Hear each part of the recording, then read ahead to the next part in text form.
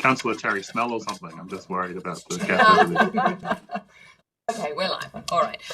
Ladies and gentlemen, thank you for your attendance at our ordinary meeting of Council, Thursday, the 27th of August, 2026. We'll now, just a reminder that we are being webcast and that anyone in attendance should refrain from making any defamatory statements. I'd now like to ask councillors to rise for our acknowledgement of country and prayer. The Yass Valley Council recognises the Ngunnawal people, the traditional custodians of the land, water and sky. We pay our respect to their elders, past, present and future emerging leaders. And we extend our respect to other Aboriginal and Torres Strait Islander people who live in the Yass Valley local government area. Councillors, the prayer. Let us be still and remember the presence of God as we commence our meeting. Let us together pray for guidance and help. Please join me in a prayer or take this moment to reflect. Almighty God, we ask your blessing upon this council. Direct and prosper our deliberations to the true welfare of Australia and the people of Yass Valley. Amen. Please be seated. Councillors, we have apologies from Councillor Burgess, Cameron and Rothwell. And we also have, can I just have someone move those first? So moved Councillor McGrath, seconded Councillor Butler. All those in favour? It's unanimous. Councillors, we now have a request to attend via audio-visual leave from Councillor Carter and Councillor Flannery. So we have a recommendation to attend via audio-visual link as permitted by clause 5.18 and 529 of the Code of Meeting Practice due to caring responsibilities for Councillor Carter and I believe on travelling for Councillor Flannery. Can I have a mover? I'll move the recommendation, Madam Mayor. Thank you, Councillor McGrath. Seconded. Councillor Cherry. All those in favour? That's unanimous. Welcome, councillors, via audio-visual link. Councillors, we now have the opportunity for any declaration of pecuniary interests and special disclosures. The CEO, we have our evaluation CEO performance review panel going into confidential. Any other items, councillors? All right, thank you. Councillors, I'd now like to introduce a verbal mayoral minute to acknowledge the passing of one of our own here at Yass Valley Council and to also request a minute silence, but I'll now pass to the CEO to make this announcement. Thank you, Maddie. Thank you, Madam Mayor. It is with great sadness that I share the news of the passing of our valued team member, Alex Murdoch, on Saturday, the 22nd of August, 2026. Alex joined the waste team in 2022 as a waste transfer station attendant and through his hard work, dedication, leadership, recently stepped into a team leader role. Alex was a genuinely good person, a highly capable operator and was widely respected by his colleagues and friends and many across our team. Alex's passing is a significant loss for us, both to his team and as an organisation. I am aware that many of his team members are devastated and will be deeply affected by this news. Alex will be remembered for the positive impact he made, the support he gave others, and the relationship he built with us during this time. I'd also like to share my deepest condolences to Alex's wife, Bronwyn, and his mother, Helen. Alex will be greatly missed by us all. Councillors and staff, if I could please ask you to stand for a minute's silence to acknowledge Alex.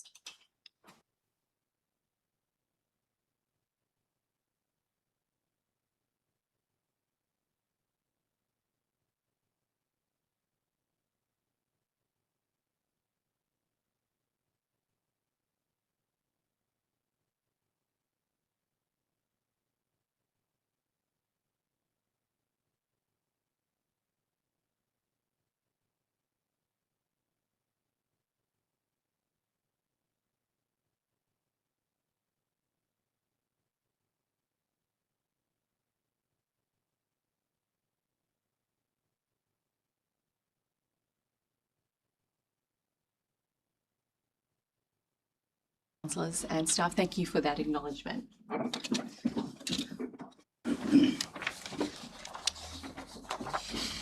Councillors, we'll now move to the confirmation of minutes for July 23. Could I have a mover for that item? So moved, Councillor Butler. Seconded, Councillor Cherry. Any speakers for that item? Put that to the vote.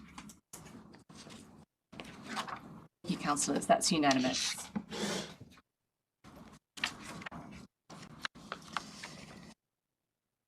Councillors, I'd now like to move to the mayoral minute in the business paper for the Yass Police Station Renewal Advocacy Priority. So the summary of this is in 1879 is when our current Yass Police Station was created, and the accommodation for the officer is actually what is the current front part of that building, being utilised for something it was never designed to do. It was a residence, and it's been converted into a police station at the front. It is substandard for modern policing, and it presents severe operational limitations and safety deficits for both the public and the officers within the Hume Police District. We must continue advocating to secure a commitment from the New South Wales Government to upgrade this facility and increase frontline staffing levels ahead of the 2027 state election. So the recommendation before you is that we amend our advocacy for infrastructure list ahead of the 2027 New South Wales state election to include the Yass Police Station renewal as a priority at point 2. I'd also like to include the addition at point 7 for advocacy for a Murrum-Bateman High School. This has long been part of our advocacy for a greater commitment of educational facilities within Murrum-Bateman. It was something that we advocated strongly for when there was a push for the primary school, to the point where our community and council worked together and came up with a position that playing fields, enough room for a high school and a primary school were offered to the Department of Education as part of the Hawthorn precinct in our bid to secure a primary school.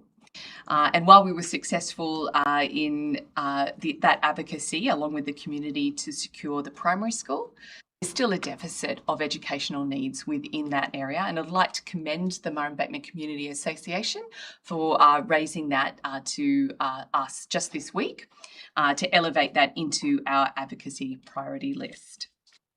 So councillors, I'd like to move that we include that in our advocacy for infrastructure list ahead of the 2027 New South Wales election. And in the collegiate fashion, I would like to seek a seconder. Thank you. Councillors. Councillor McGrath, would you like to speak to the issue? Thank you, Madam Mayor. I think it's pretty self-evident as far as the police station is concerned. They're in exactly the same situation as the council was with their accommodation, substandard, old, devoid of any reasonable modern amenity, really, and I don't know how you can expect the police force to operate in a satisfactory manner when you don't accommodate them in appropriate circumstances. So I commend you for raising that, Madam Mayor, and of course, Murrum-Bateman High School, again, self-evident, the demand's there. Thank you, Councillor McGrath. Any further speakers for that item? Madam Mayor, thank you for the inclusion. I think the Yass Police Station renewal is a wonderful project to advocate for. The Murrum-Bateman High School, just out of interest, living in Murrum-Bateman for a long time, this is obviously a very great project to advocate for. However, I know a lot of people do choose private schooling from Murrum-Bateman, and they do want their child to have a private school education. And so I was just wondering if we advocate for this, and would this be predominantly only public education, which I have nothing against. My child is in public education, but I just wanted to clarify. Thank you. Certainly advocating to the state government is, I guess the priority would be for them to provide the infrastructure, but a wonderful opportunity to have further education options is something that I know that is being pursued by some faith-based private schools within the diocese on at least 2 different fronts.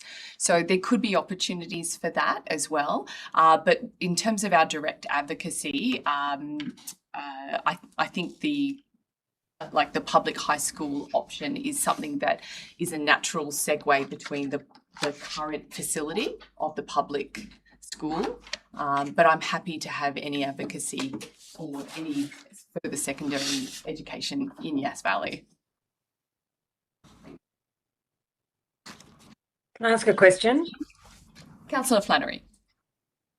Just in terms of priorities, when we advocate for things, and I think both are commendable, well, all of the items are commendable, do we have a listing or a ranking system so that, say, something, infrastructure such as the Barton Highway is above something, or, the police station is, do we present a ranking, or does it go off to the various state departments just with our full list? So excellent question, Councillor Flannery. So while I'm advocating, for example, to Minister for Regional Transport and Roads, Ms. Jenny Aitchison, I'm highlighting all of the transport-based options. I'm leaving in the other items, for example, the Yass Hospital at number 2, but I'm in bold. I'm stressing the transport issues for her department. Having said that, we don't know where the focus will be from the state government. So it's nice to have a full hand of cards, because if they put a stress on education in terms of their election commitments, it'd be nice to have things ready that match that, so we can pivot quickly. But I would expect that transport would be certainly there, and it's one that we've already seen their own priorities between 1 and 60 for the integrated strategic transport plan, sadly lacking in our projects higher up the food chain. And that's why we've committed unanimously as a council to keep pushing for the Barton Highway upgrade in particular. Yeah. I was just wondering if as I said, all items are very worthy. My other question is with respect to the police station, and I wholeheartedly agree it does need an upgrade. Even going in there at night is a little bit worrying. It's setback, and setbacks are great, but it can feel a bit eerie. Do we have any statistics on the increase of crime in Yass that would, that we could use to further support this, or is that something that the police themselves hold on to? Are we able to kind of substantiate the fact that we do need this, because we have an increase in population, one, but we also have an increase in crime? I mean, I know it's low-level crime, but graffiti all over Yass, in my view, is increasing remarkably. Certainly, Councillor Flannery, that's something that within our Directorate of Planning and Environment, the strategic planning data, they could seek that information. But even based on just the standard of what constitutes a safe working facility, it's been a need for some time. What we will do is put our growth, our regional growth and population demands into any advocacy, including the fact that we have on occasion the diversion of the Hume Highway through the main street of our community. And, that's exceeding 20,000 vehicles in one day. And so just based on those kinds of incidents, there is a greater need for the capacity of our local police to respond to those kinds of sudden emergency situations as well. Yeah, thank you. All right, councillors, if any further speakers for or against? Okay, let's put that to the vote. All those in favour? That's unanimous. Thank you, councillors.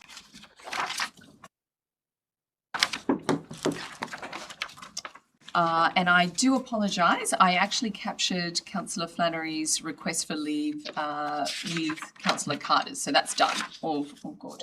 Over to item 6.2. The development application DA 260086, dwelling house and storage shed 343 Greenwood Road, Yass River. Councillors, do I have a... Just a question of order. Do we want to pass? I'll do the on Globo. I think we have... Once we get up to 6.5, we'll need to. I'm happy to do it now.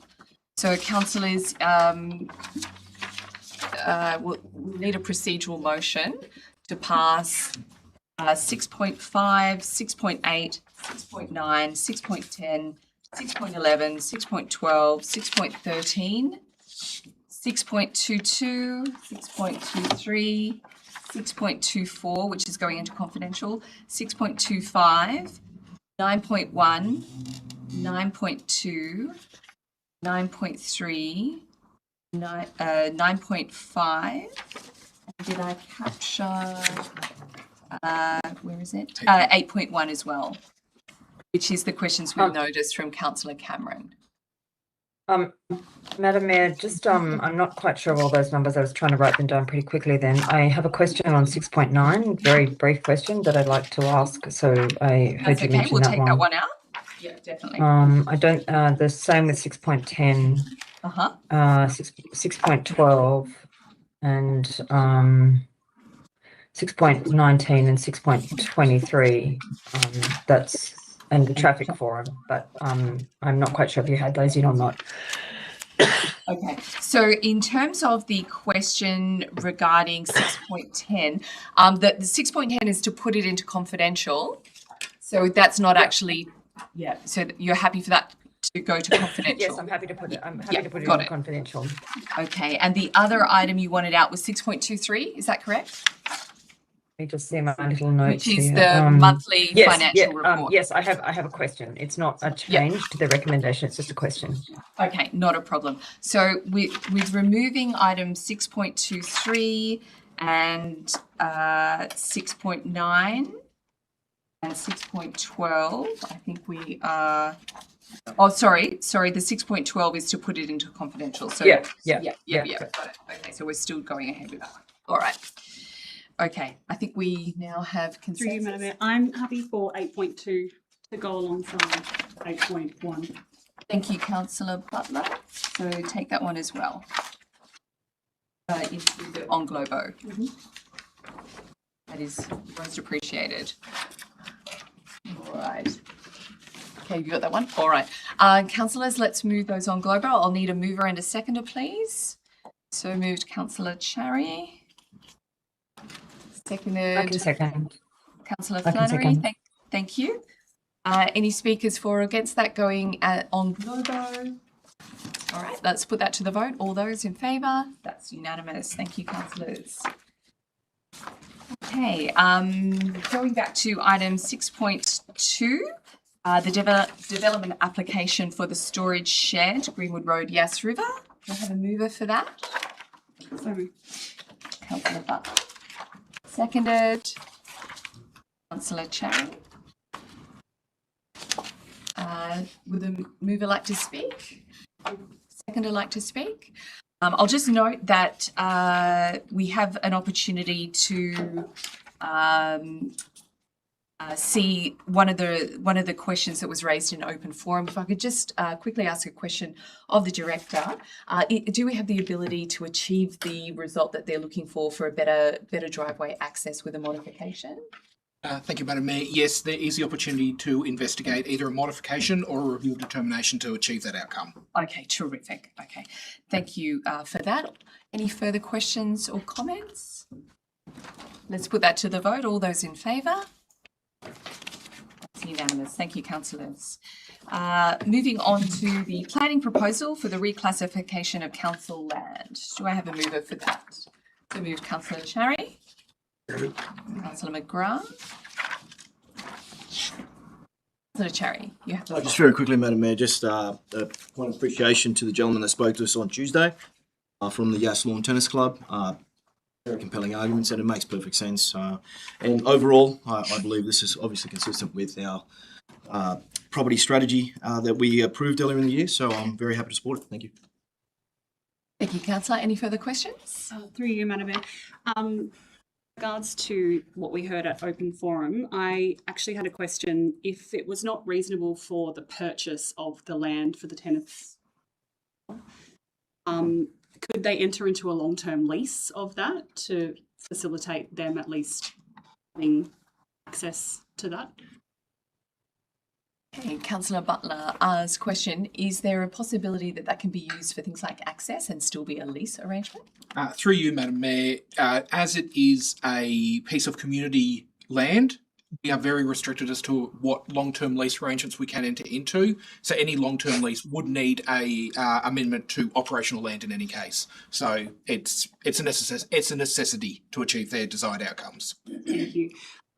Just to clarify, what I'm asking is that if it goes into operational land, so we do that, and then it comes up that it's not possible for them to purchase it for whatever reason, is there still an opportunity for them to come forward and say, could we long-term lease this? Madam Mayor, apologies, misunderstood the question. Yes, in short. Terrific. Any further questions, comments, councillor? Yes, yes, I do. Councillor. With respect to Councillor Hanley Flannery. Place. Sorry, was someone else putting up their hand that I may have interrupted? You have the floor, Councillor Flannery. Okay.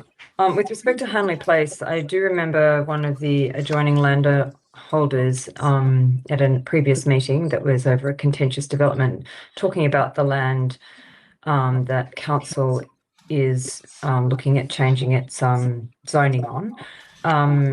Is there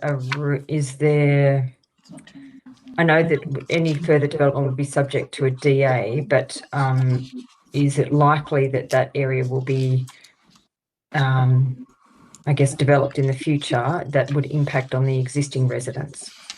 Or has Yass Council thought about keeping it so that they would develop it themselves potentially?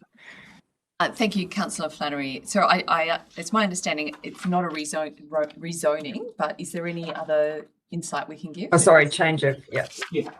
Through you, Madam Mayor, the land is currently zoned residential, but it was never transferred across to operational land to enable future development. There is a further block of land further down Hanley Place, which is intended to be retained in that space.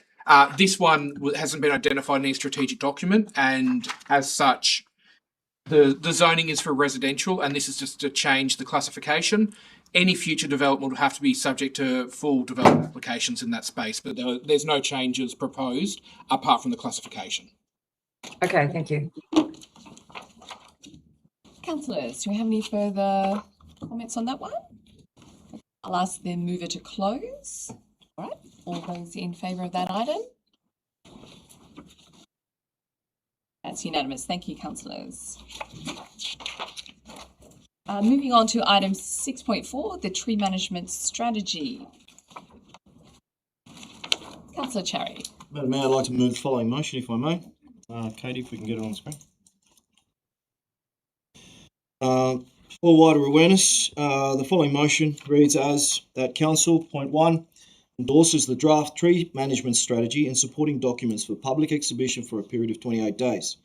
Point 2, notes that placing the strategy on public exhibition does not approve any additional expenditure or commit Council to funding its proposed implementation program. Point 3, recognises a significant community concern caused by previous tree pruning and maintenance practices undertaken by energy providers and confirms that Council will continue to work with the relevant providers to improve communication, coordination and maintenance practices. Point 4, requires the draft strategy to return to Council after public exhibition with any community feedback, proposed changes, a staged and costed implementation plan and identified funding sources. Point 5, confirms that the final strategy may only be adopted by further resolution of Council. Thank you, Madam Mayor. Thank you, Councillor Cherry. Do we have a seconder for that? I can second it. Sorry, Councillor Flannery. You were Yes, I can second it. I can second it.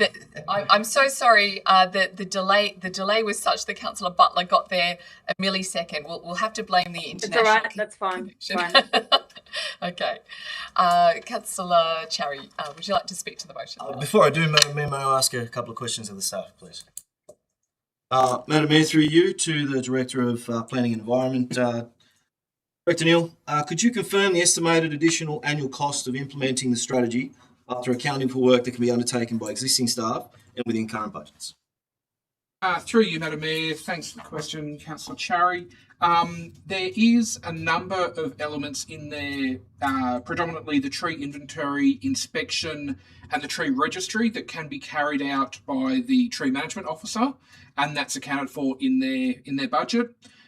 In terms of the maintenance and removal, there is an element in the overall Parks and Garden budget that accounts for this scale of work. The full amount is dependent on the amount of trees and the amount of maintenance and the amount of removals that are required. But after crunching some of the numbers in this space, it will probably represent an increase in the order of about 16 to 20%. I'm very rough spitballing in this space, about 20% budget increase. I can go back and crunch some further numbers in this space, and it is really dependent on the number of trees that are planted. The real only one in here that isn't really covered within the existing budget is the use of the tree plotter software and the iCanopy software, which is $16,500, and they're two pieces of software. Thank you, Director Neil. Madam Mayor, subsequent question flowing on, if I may, to the CEO. Ms. Burley, could you give us your thoughts on what the additional expenditure, noting the response we just got from Director Neil, what that would mean for Council's long-term financial position and its ability to fund other essential services and programs? Through you, Madam Mayor, and thank you, Councillor Cherry. From my perspective, this tree management strategy looks at either front-loading or back-ending the increase in tree canopy. So we can do that through the front end, through contributions planning, as well as a revised DCP. Both of those are due to occur in the 2026-27 financial year in our operational plan. That provides strategic merit for us to be able to ensure developers are providing the adequate tree, I suppose, necessary, so we can increase tree canopy that way. The other way is for us as council staff to provide more trees as we go along. So essentially, this is a vision document. We will work on that it will be our aim. There's no end point unless we reach the 30% coverage, and then we obviously keep going, and we'll do that within the constraints of our budget. So at the time when we develop our budget, we know that we can't fund all the roads, and just like this strategy, we can't fund all the trees in year one. But what we'll try to do is progressively construct our budget to be able to move forward to get that end result. Director Neil is also and his team are exploring council having its own nursery. Our manager of recreation spaces has managed a nursery for a large Sydney council previously. So that could save us money, particularly if we partner with a community group such as Landcare. So that's being explored at the moment. So we're trying as best we can to be able to tackle this from two ends, but it's a long journey. Appreciate it. Thank you, Ms. Burley. If I may, Madam Mayor, continue on. Take away. Thank you, Madam Mayor. I've taken the time to work through this draft strategy in some detail. Up front, I do have some concerns about its cost and practical delivery, hence my questions. I have sought some further advice from Director of Planning and Environment, Mr. Andrew Neil, this morning, and his advice has confirmed for me that there is a responsible, pragmatic way forward, and that is represented in the motion before us. Director Neil assures me that there is valuable work in this strategy. Much of it can be undertaken by existing council staff, as already heard, and some activities already sit within council's budget. That strategy can help council secure better landscaping outcomes through planning proposals and development applications into the future. Those are benefits that I cannot dismiss. There has been some significant community input into the draft strategy. That contribution should be acknowledged, and our community deserves the opportunity to consider the draft through a proper public exhibition process over the next 28 days. But supporting public exhibition is not the same as approving every proposal or committing council to substantial additional expenditure. For me, the question that remains unresolved is one of affordability. Resourcing represents the strategy's largest expense, as we can all see from the draft strategy. Under Council's current financial strain position, those are not minor details. They go directly to whether this strategy can be implemented responsibly and what impact it may have on our other essential services and priorities, and in particular roads maintenance. This is not a choice between caring for our trees and caring about financial responsibility. This is not a zero-sum game, as good governance compels us to do both. We also cannot lose sight of why this strategy came before us in the first place. Ross High Street residents were understandably upset about the excessive and unsustainable pruning undertaken by energy providers and their contractors. The community saw established and historic trees badly damaged with poor communication and seemingly little regard for the character of the streetscape. This sad circumstance should be avoided at all costs. Council is compelled to work more effectively with energy providers, improve communication with affected residents, and advocate for maintenance practices that protect public safety without unnecessarily damaging the trees that help define our towns and villages. This motion allows for that work to progress, supports public consultation, recognises the value within the strategy, and gives the staff the opportunity to improve it. At the same time, it draws a clear line. The strategy must return to this chamber after exhibition with the community's feedback and a staged and costed implementation plan and clearly identified funding sources before council makes its final decision. This is a highly appropriate safeguard. Public exhibition should be a genuine consultation, not a blank cheque or a conveyor belt to adoption. This approach does not abandon the strategy, nor does it commit council to an unfunded program. It respects the work already undertaken, responds to the concerns of our community, and protects council responsibility to make financially sustainable decisions. The balanced, practical and responsible way forward, and I commend the motion to you, my fellow councillors. Thank you, Madam Mayor. Thank you, Councillor Cherry. Councillors, do I have any further speakers for this motion? Through you, Madam Mayor. I don't think that anyone that lives in Yass Valley, who calls Yass Valley home, does not know the value of trees. This strategy is wonderful. It's an exciting strategy. It's something that the community wants. But I think that what Councillor Cherry has done is made it very clear, and what I've heard echoed in this chamber by many of my colleagues is that we want to set community expectations from the beginning. And that doesn't mean that we have a strategy and then we have endless open pocketbook to just fund the strategy and everything goes ahead of the strategy. So whilst we all appreciate and want this, we need to factor it in, just like we would with any other projects. Thank you. Councillor Flannery.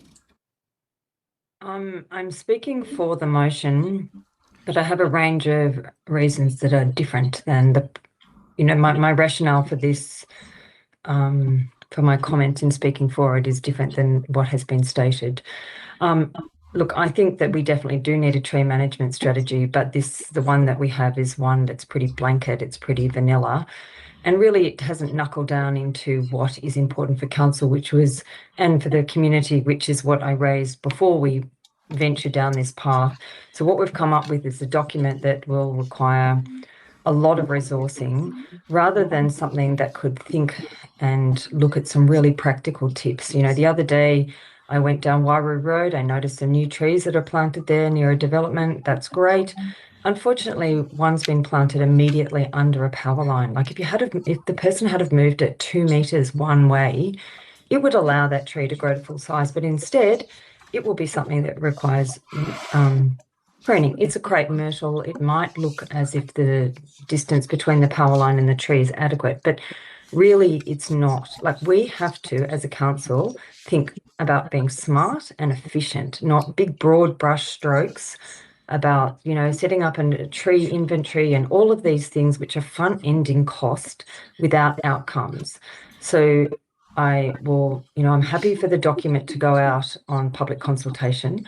I'm quite annoyed about the generalities in it. It flips between a tree management strategy and an urban forest, and the kind of inconsistency in the document to me just is something, it makes me feel that it's something that's been developed for a bigger jurisdiction than ours.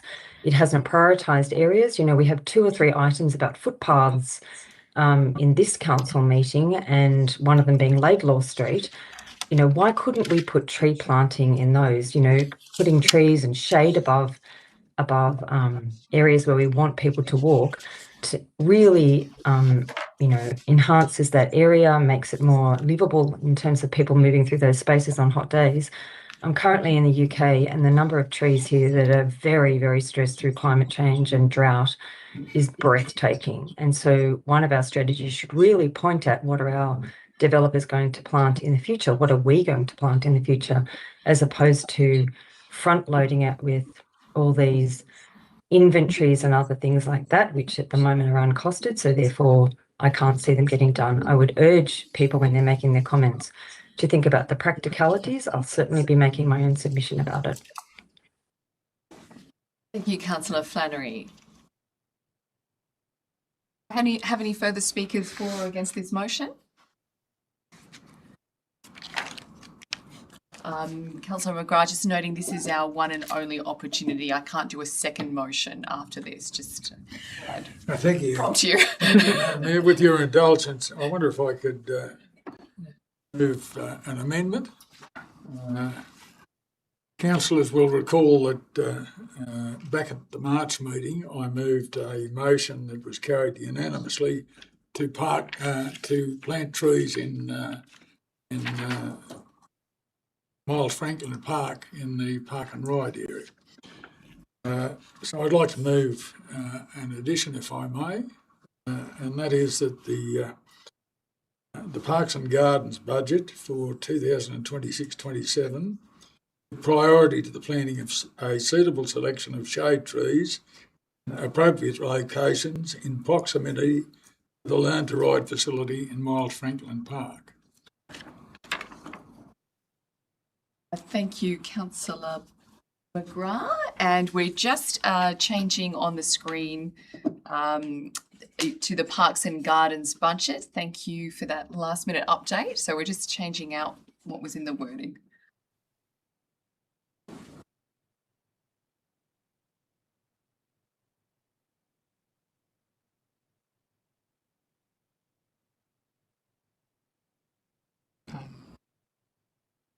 It's implicit. All right. So we have that the Parks and Gardens budget for 2026-27, Council prioritises the planting of a suitable selection of shade trees in appropriate locations within proximity to the Learn to Ride facility in Miles Franklin Park. I think we just needed to utilise. Utilising at the Just start. at the very beginning, Katie, if you could put utilising the Parks and Gardens.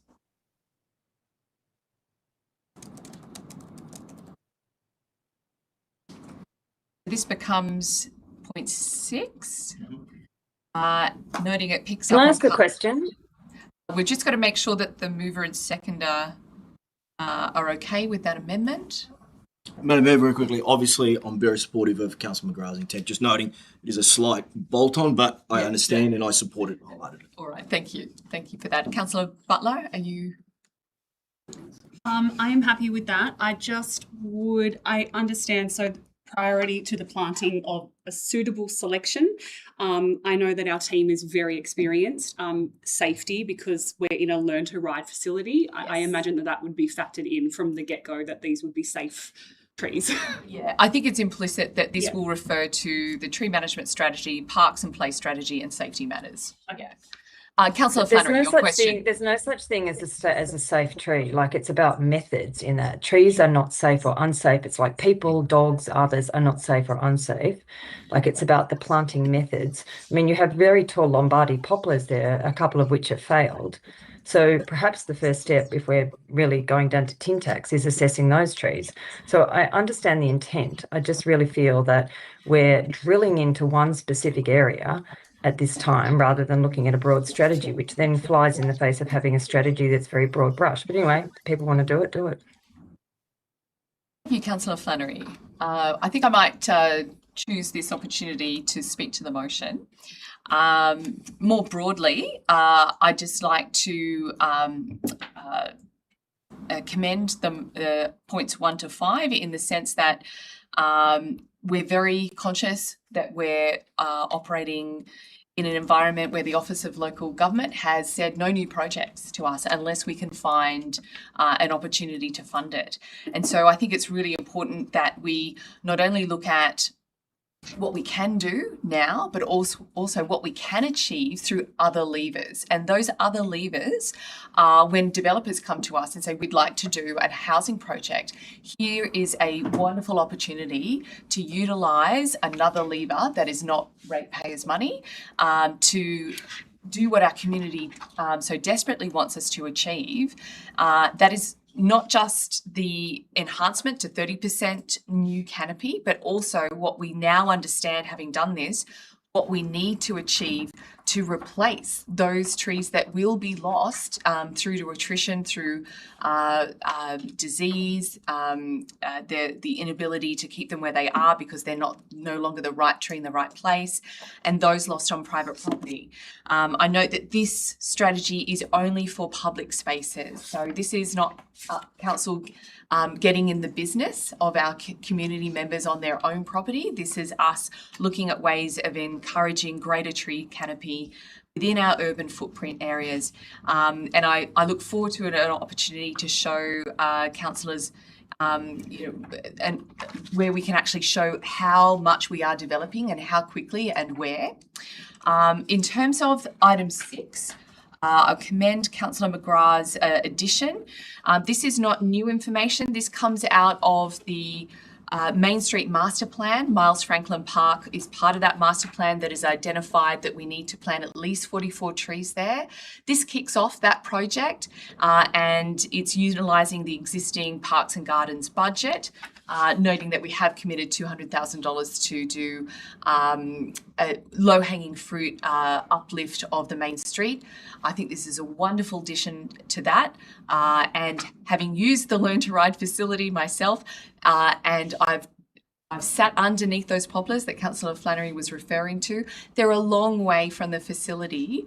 They aren't in great shape, but they're too far from the facility to provide relevant shade for either the footpath or those who are waiting and supervising children. So I commend the motion to you, councillors.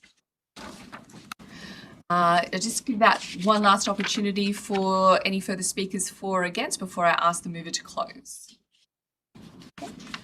And the mover has decided not to. That's fine. All right, councillors, let's put that to the vote. All those in favour? It's unanimous. Thank you, councillors. Moving on to item 6.6, the development application update for June and July 2026. So moved. Thank you, Councillor Butler.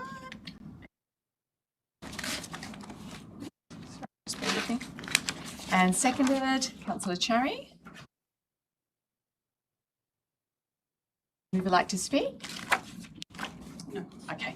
I might just get this opportunity for our director, noting that there is a win in there that's worth celebrating.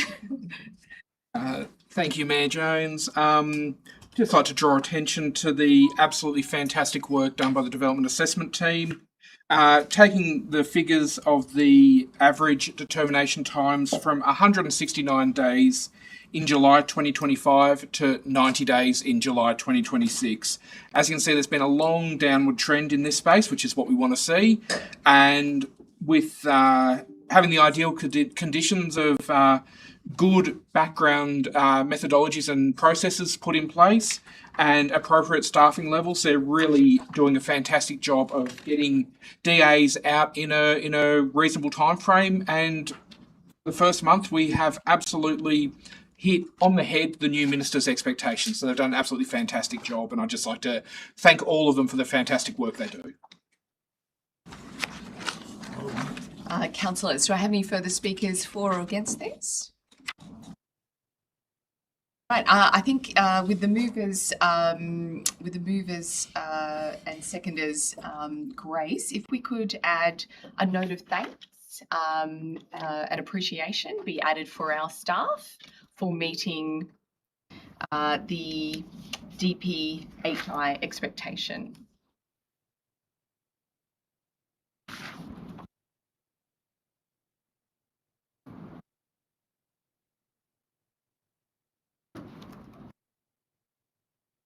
That's a note of thanks and appreciation. Yeah. Oh, congratulations also works, Katie. You're better at this than me. That's fine.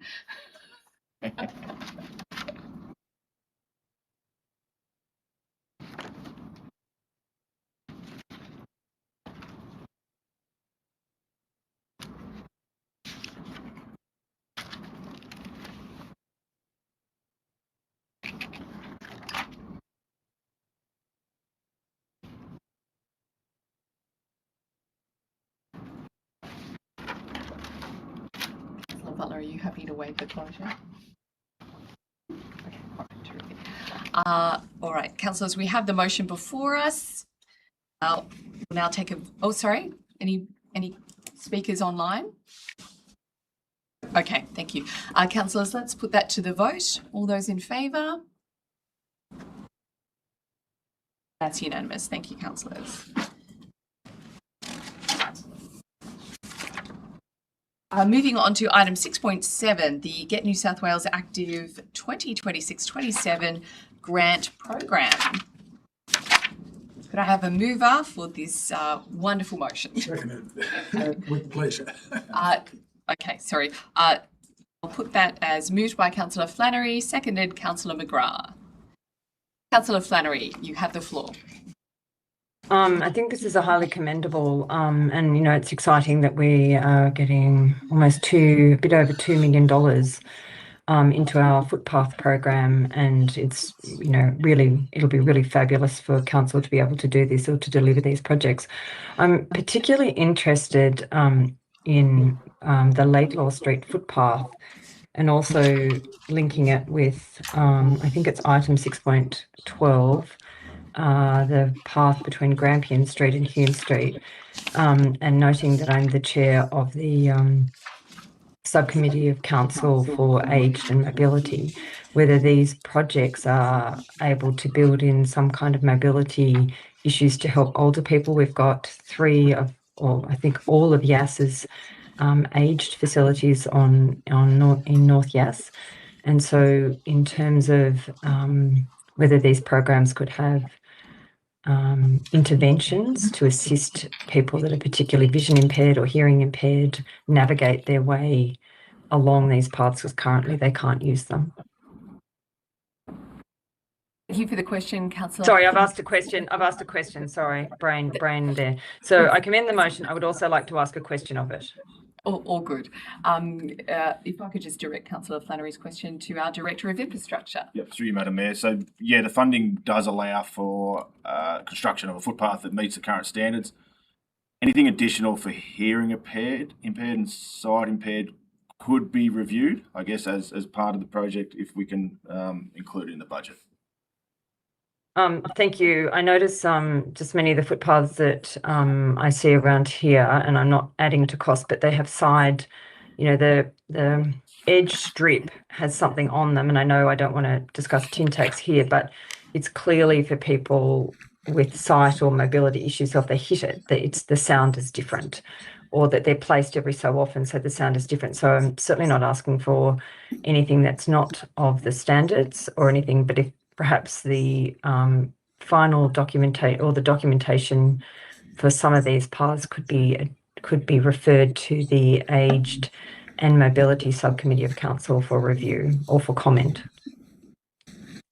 So, Councillor Flannery, if I'm just reading you correctly, point 4 would be... Yeah, that'd be good. Yeah, beneficial. If you can help me with the words. So, investigate all abilities, additions to the design and construction. Yes, so I think adding point 4, you're correct, Madam Mayor, thank you.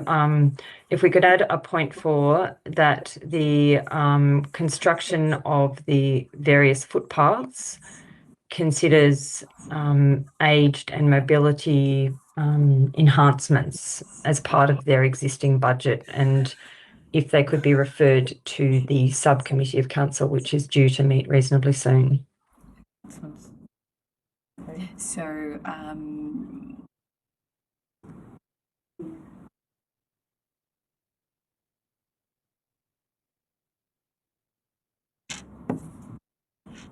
referred to.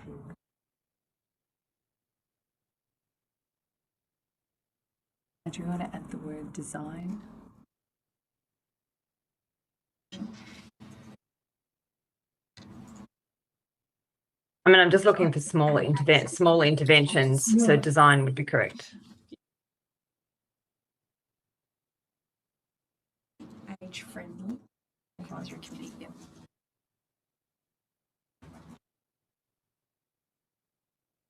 This is also- Particularly at one end is the Yas Valley Men's Shed.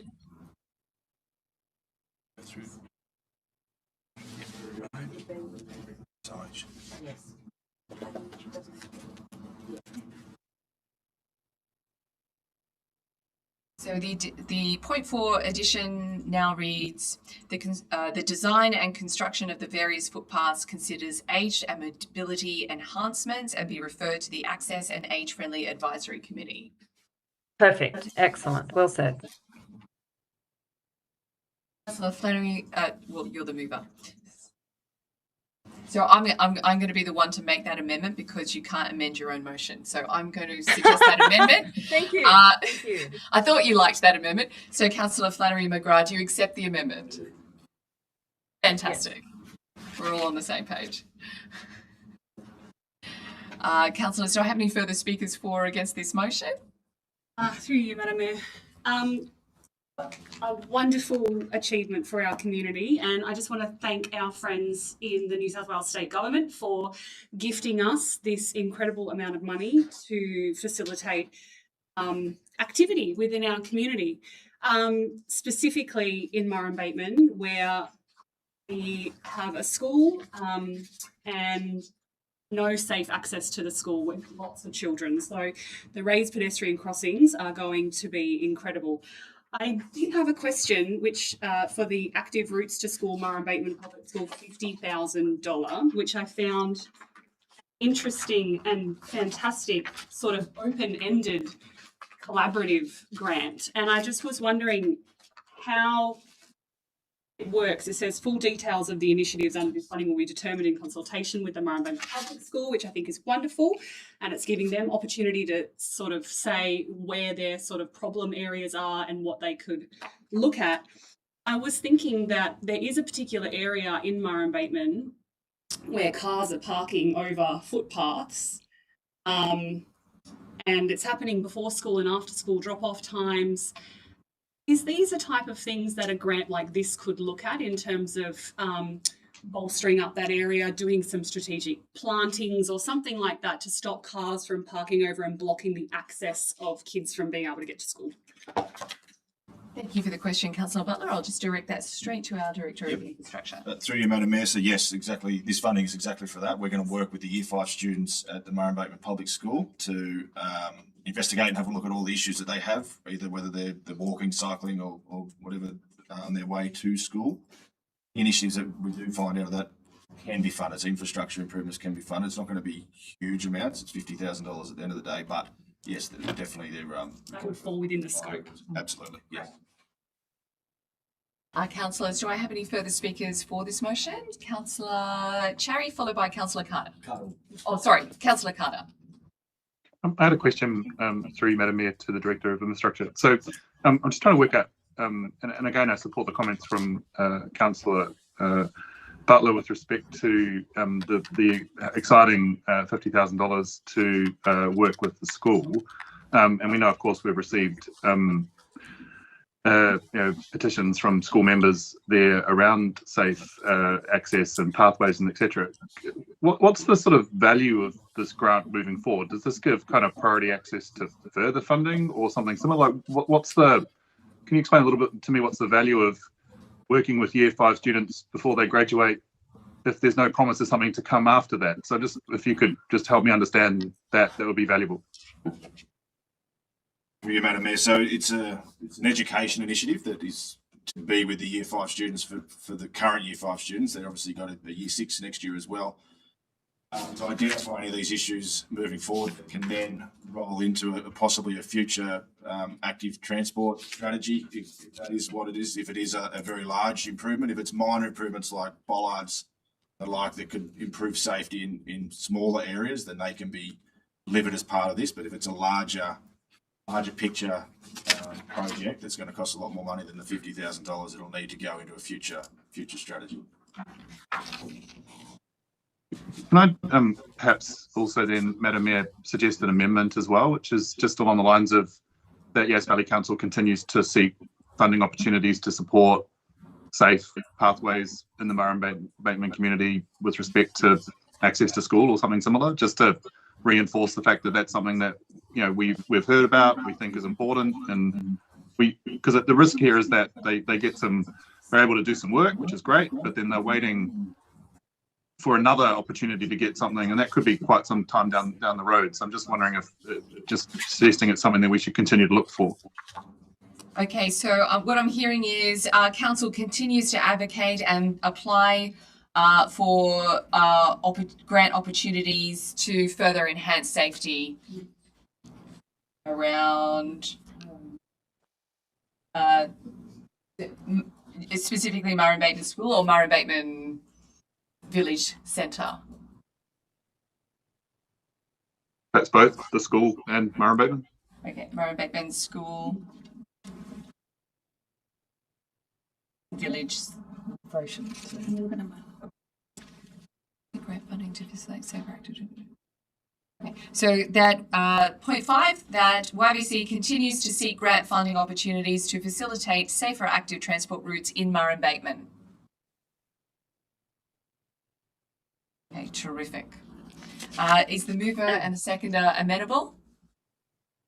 Yes, with the addition of in Murray-Bateman and other areas, just so that people in Bynelong and other places don't think that they're being forgotten.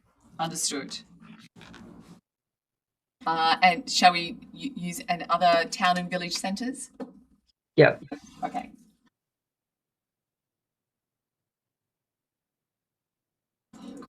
It's not centres. Sorry, village areas. Sorry. Yep. Bynelong salutes you on that one. You know that they are still keen for more. Okay. Councillors, do I have any further speakers for or against this motion? Councillor Charry. Question, if I may, Madam Mayor, to the Director of Infrastructure and Assets. Director Cook, can you just enlighten us as to how we determine the priority? Because I'm not questioning this, I just want to know how we got to prioritising these particular projects.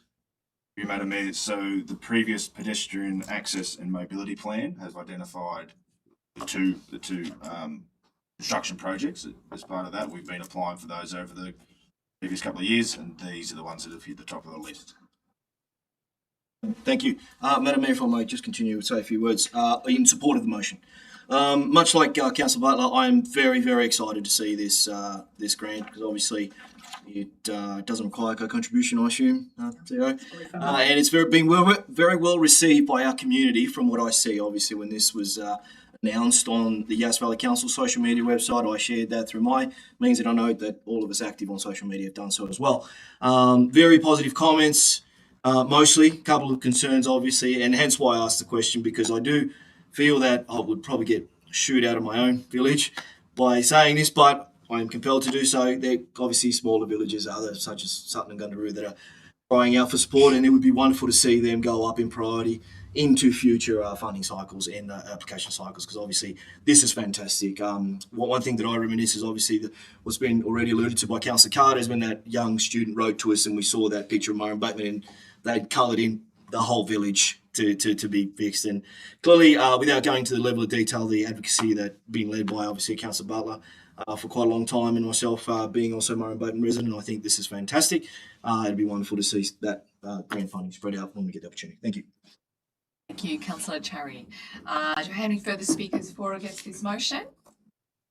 If I could just add my vote of thanks to the team within Nathan's directorate. I've threatened before that I'm going to get an I Love Merrill shirt, and I might actually have to include I Love Terry and Merrill on that. This is a wonderful addition. The fact that it's 100% grant funded. I echo our Deputy Mayor's thanks to the state government for gifting us this opportunity to make our community safer. To all of the Murray-Bateman kids who drew pictures, who wrote, who signed the petition, your voice matters and your voice counts. And I just want to salute what you did at a grassroots level to let us as councillors know that you didn't feel safe on your streets. And this is our direct response to you. And I'm so proud of our entire team. For the community within Yass, this has been something that our aged care villages have been very passionate about, and it was raised during our visit there by members who wanted to get out on their mobility scooters but had a bad experience trying to get down the steep lip from pedestrian paths onto the roads.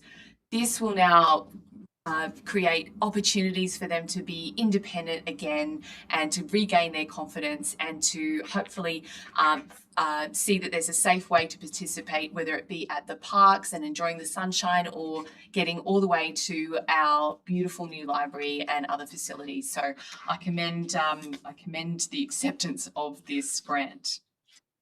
Councillor Flannery, if I could give you the opportunity to close.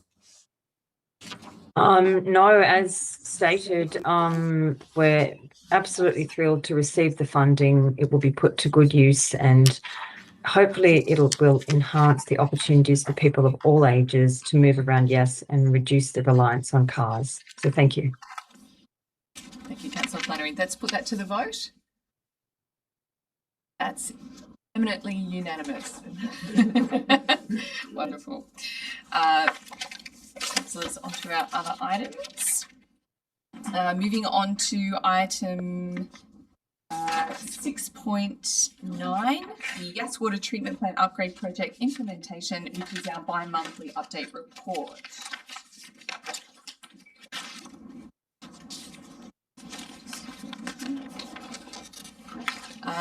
Councillor Flannery, did you want to move that recommendation?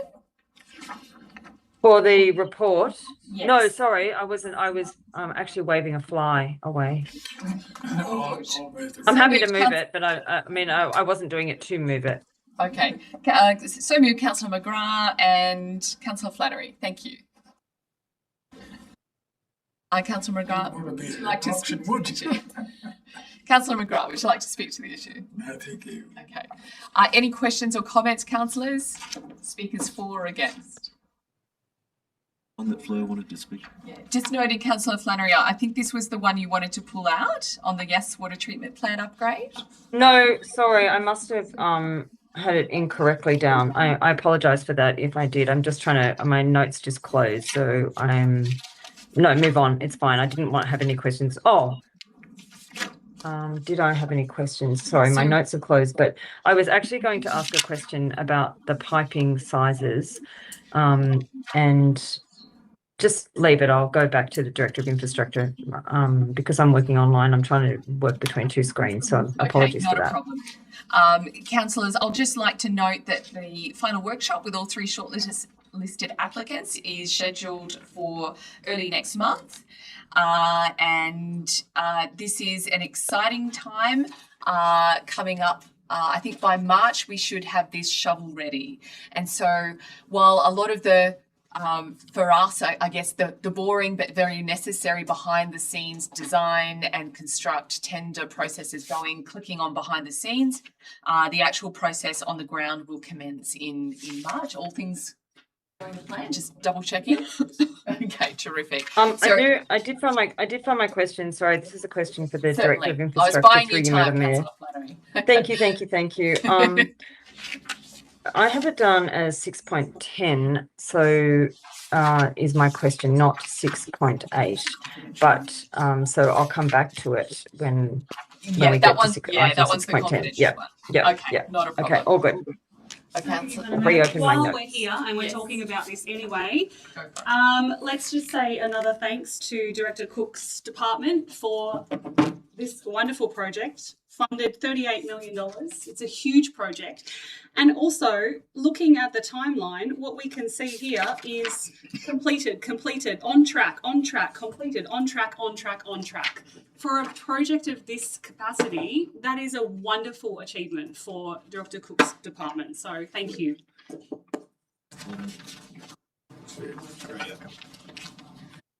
All right, councillors, if there's no further speakers for or against this item, Councillor McGrath, are you waiving the opportunity to close? Or would you like to stand? Okay, all good. Let's put that to the vote. All those in favour? It's unanimous. Thank you, Councillor. Now moving on to item 6.14, which is the revised risk management policy and risk management framework. To unequivocally put this on public exhibition. So we have a recommendation to do so, and that's for the risk management framework and the risk management policy. Do I have a mover for that? So moved, Councillor Butler, seconded. Involvement here. Seconded from the chair. Okay, Councillor Butler, would you like to speak?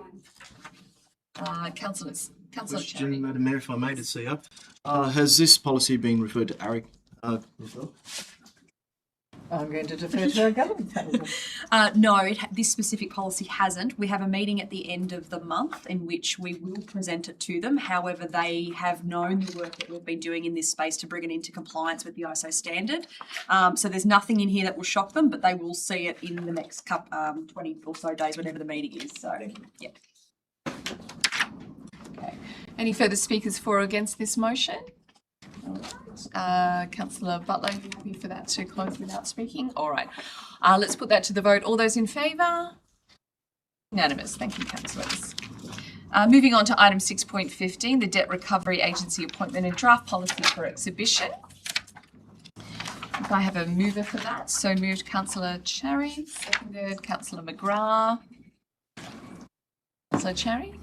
Yes, very quickly, Madam Mayor. I had some exchanges with Director Gardner earlier about this specific motion, and I did have some concerns relating to the interoperability between policies and consistency, and I've been assured by Director Gardner that that is actually in place, and I appreciate that, so thank you, Director Gardner. So noting that, because obviously I'm very cognizant of the impact on the broader community, especially those that are under hardship financial situations, noting the broader cost of living crisis, but also the financial situation that we're currently in, and any further discussions that we may have relating to that. But I appreciate the work that in the responses that I already got today, and I'm happy to support this motion as it stands. Thank you. Thank you, Councillor Cherry. Do I have any further speakers for this motion? Councillor Butler. Similar to Councillor Cherry, what I really appreciated with this was that council, when they were looking at who to contract, one of their main things was looking at the human-centric side of it. So it was not focusing on we need to get our money back. It was more shifting the focus to we need to make this as easy as an experience as it can be. So I appreciate council taking that stance. Do we have any further speakers for or against this motion? Councillor Cherry, happy to close without speaking? All right, let's put that to the vote. All those in favour? That's unanimous. Thank you, councillors. Moving on to item 6.16, which is the submissions relating to the naming of the Crago Mill precinct buildings. I have an alternate. Okay, councillors, with your indulgence, I have an alternate here. The council endorses the following prospective names received as part of the first round of community consultation. That is the Narrangunwali, the James Cottrell Administration Building, Queen Lucy Carroll Administration Building, William McClung, Shearing Shed, Bertha McClung, the Eric Bell Administration Building, the Bertha Bell Library, and endorse, this is the change, endorse the addition of Selina Pembroke Library as a prospective name, and refer the list of endorsed names to all council advisory committees for comment and further name suggestions, and refer the names to the Honourable Local Aboriginal Land Council for their comment and further name suggestions, and receive a further report on the feedback from undertaking the above steps to determine a short list of proposed names to go back to the wider community with, for further consultation. So let's get rid of the with there. Yeah. Councillors, do I have a seconder for that? So moved by, moved by Jones and McGrath. Councillors, this has been a very interesting process of engaging our community using our Your Voice Counts platform, as well as the good old-fashioned name box, which travelled around the villages during our IPNR document display and roadshow. I was surprised that we didn't get more suggestions. And that's not to take away from the ones that we did get, which I think there are some amazing recommendations in there. So I think it's prudent that not only do we refer these names back to our advisory councils, but we also give the advisory committees the option to put further name suggestions to us, so that we've done a very robust process. I note that we were on exhibition for not just 1 month, but 2 months, but time does fly.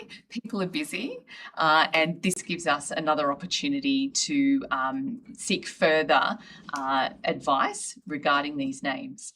The reason why I've included the addition of Selina Pembroke, and I'd like to note that as a councillor, I felt compelled not to actually participate in the anonymous section and put this forward if it wasn't captured by the public, because I think it's important that those making the final decision also show transparently what they are putting forward in the process. So Ms. Selina Pembroke was, from the age of 15, almost up until her death in 1993, was the Yass librarian for 60 years. There is no record of her photograph, so there's no document that shows what she looked like, but in some ways that's slightly immaterial, because what she is remembered for is very much her character and how she served our community. In the words of Mr. A.B. Triggs, when positioning a plaque to commemorate her services, described her as a cultured woman, and her knowledge was at all times free and accessible to all. She was always courteous to friend and stranger. With her, there were no barriers of politics. There was no distinction of creed, wealth, poverty, colour, or the failings of men. I'd also like to point out that she knew exactly where over 10,000 books were inside the Literary Institute by its shelf, and that is quite an incredible commitment of service to our community. So I'd like to include that in that list going forward. Madam Mayor, may I just ask one question about the names? It's not the specific name, it's about the kind of idea of them. Yes. Did we specifically ask the community if they should name it as in a person's name, or to attribute, assign the name to a person or place, because that's what the majority of them seem? Or did we ask more broadly if they'd like to name it after, I don't know, locations, trees, something like that, vegetation? And I'm just a little bit interested that we predominantly, other than the first one, had people's names, whether it was specific that it could be broader than that. Thank you for the question, Councillor Flannery. I'm a little embarrassed, since I actually wrote the Merrill Minute way back in, was it 2024 or 5? I'll just refer to our governance officer to check whether it was wide enough to capture that. Yeah, so through you, Madam Mayor, the scope of the consultation process that we ran was we need to name both these buildings. What would that name be? And give a rationale for why. So it certainly wasn't edging people towards naming it after a significant person or a place. I think the shearing shed is indicative of the fact that it was a little bit more open-ended. But yeah, I can't remember the exact words of the Merrill motion, but it was just, we need a name for these two buildings. What would you name it? Okay, thank you. Councillors, do I have any further speakers for or against this motion?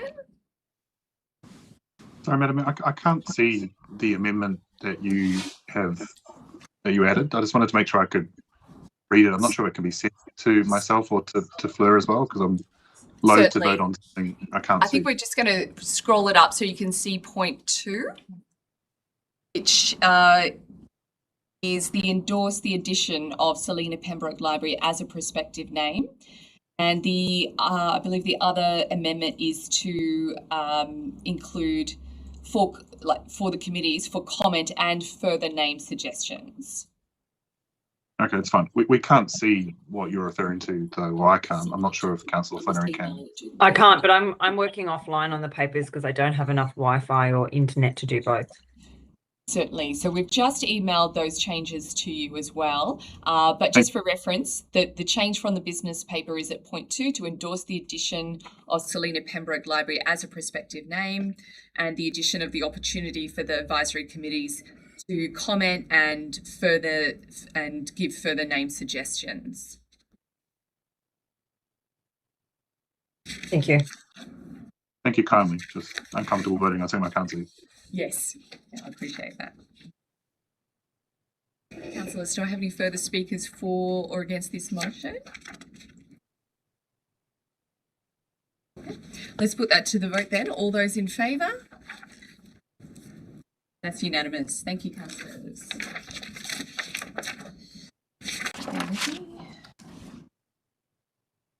We're now up to the 6.17, the Rye Park Wind Farm Community Enhancement Fund Future Strategic Funding Framework. Councillors, we have a recommendation before us. So moved Councillor Charry, seconded Councillor McGrath. Would you like to speak to the motion, Councillor Charry? Very quickly, I would, Madam Mayor. Obviously, I work very closely on putting this through as a motion. I made the recommendation to your mayoral minutes, so very happy to see it come back to council for endorsement, and very happy to see how it's likely to pan out and the projections, and really looking forward to seeing this come into effect into the future years. Thank you. Thank you, Councillor Charry. Any further speakers for or against this motion? All right. I'd like to probably just note that this is a very flexible arrangement, and at the very heart of what we do here at Council regarding these community enhancement funds, I think listening to the community that's most impacted is at the core of what we want to do. And I know that the Rye Park community is hurting in ways that I can only imagine from the impact of the sandwiching between these state significant projects that have been constructed. They were built at a time when we little understood what was actually involved in these constructions, the amount of concrete and heavy vehicle movements through their community, and then the built form of the reality of multiple projects alongside this community. I don't think that I'm being over dramatic to say that in a lot of ways these projects have undermined the very fabric of the Rye Park community. The school has closed and community cohesion is at an all-time low. Having said that, this is money that I would very much want to see the Rye Park community come forward with a project that we can support. Getting amounts of, say, $27,000 a year is not a large amount, but over 3 years, that could be a significant project. And I think we have a role in Yass Valley Council to also advocate to the other councils that this project straddles. For example, Hilltops receive around $200,000. If there is a project that requires more than what's in our future fund, I'm more than happy to advocate to our neighbouring councils to bring them to the table to come up with some kind of pool of their funds as well to support Rye Park and see if we can come up with a project that really enhances their community, because I know that they haven't applied in the past because of how broken this project has made them feel and how they feel about the funds on offer. But I want to send a really strong message. These funds are primarily to support and should always support those communities most impacted. Thank you, councillors. If there's no further speakers for or against, and if the mover is happy to close, yep, we're all good. Okay, let's put that to the vote. All those in favour? That's unanimous. Thank you, councillor. Moving on to item 6.18, the Australia Day Committee.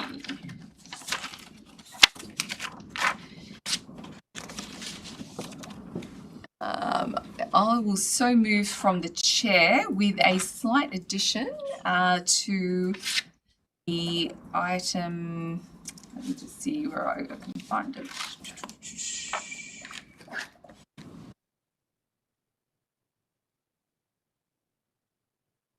I beg your pardon. The item that I'm actually referring to that I wanted to change was the recommending a local ambassador to represent the Yass Valley community.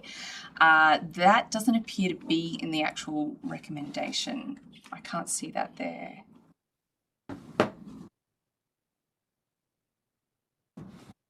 If we could just note that in the report that we amend that for 2028, just because of the need to early identify an ambassador for the 2027 ceremony. That's already been, that outcome has already been achieved. So I can't actually see that in the recommendation. So I'll just assume that we can amend the report. Is that appropriate? Okay. All right, so we will need to elect councillors. So, actually, councillors would... In the recommendation. Okay, in the To recommendation. note that 2027 ambassadors have already been approached. Okay, thank you. Councillors, we need a procedural motion to go into a working group, or are we happy to do this one at a time speaking? I'll just Sorry, could you say that again? I don't quite understand what you said. So we do need to establish a committee for this. So I'm wondering if we go into a procedural motion, a committee of the whole, just so we can do that work and then come back out. Okay. So if I could, so I'll move the motion, seconded Councillor Cherry, and then procedural motion to go into a committee of the whole, Councillor Cherry, supported by Councillor Butler. So, all those in favour? That's unanimous. Okay, we'll just go into a committee of the whole for about 5 minutes. Councillors, we need to establish how many councillors we want on this committee and how many community members. Noting that the feedback that Councillor Butler and I gave after doing this for 2 years is that 2 councillors is not enough to cover off the governance issues of when you have a conflict of interest. That can leave the decision going down to 1. So I would like to, at that point in time, say thank you to Councillor McGrath for coming in and stepping in when I was aware that I had a conflict, so we could sustain the 2 on the committee. But it's very clear that this would certainly be a useful thing to expand this, because we're not capturing, for example, our First Nations voice with just 2 councillors there. And I think there's a greater opportunity for governance. And I want to thank the Deputy Mayor for her service on this committee. And I think the maturity of the committee to actually suggest this, I don't think the report actually accurately reflects that. A lot of the feedback actually came from the councillors. It says the public, but most of this was from the councillors on this committee itself.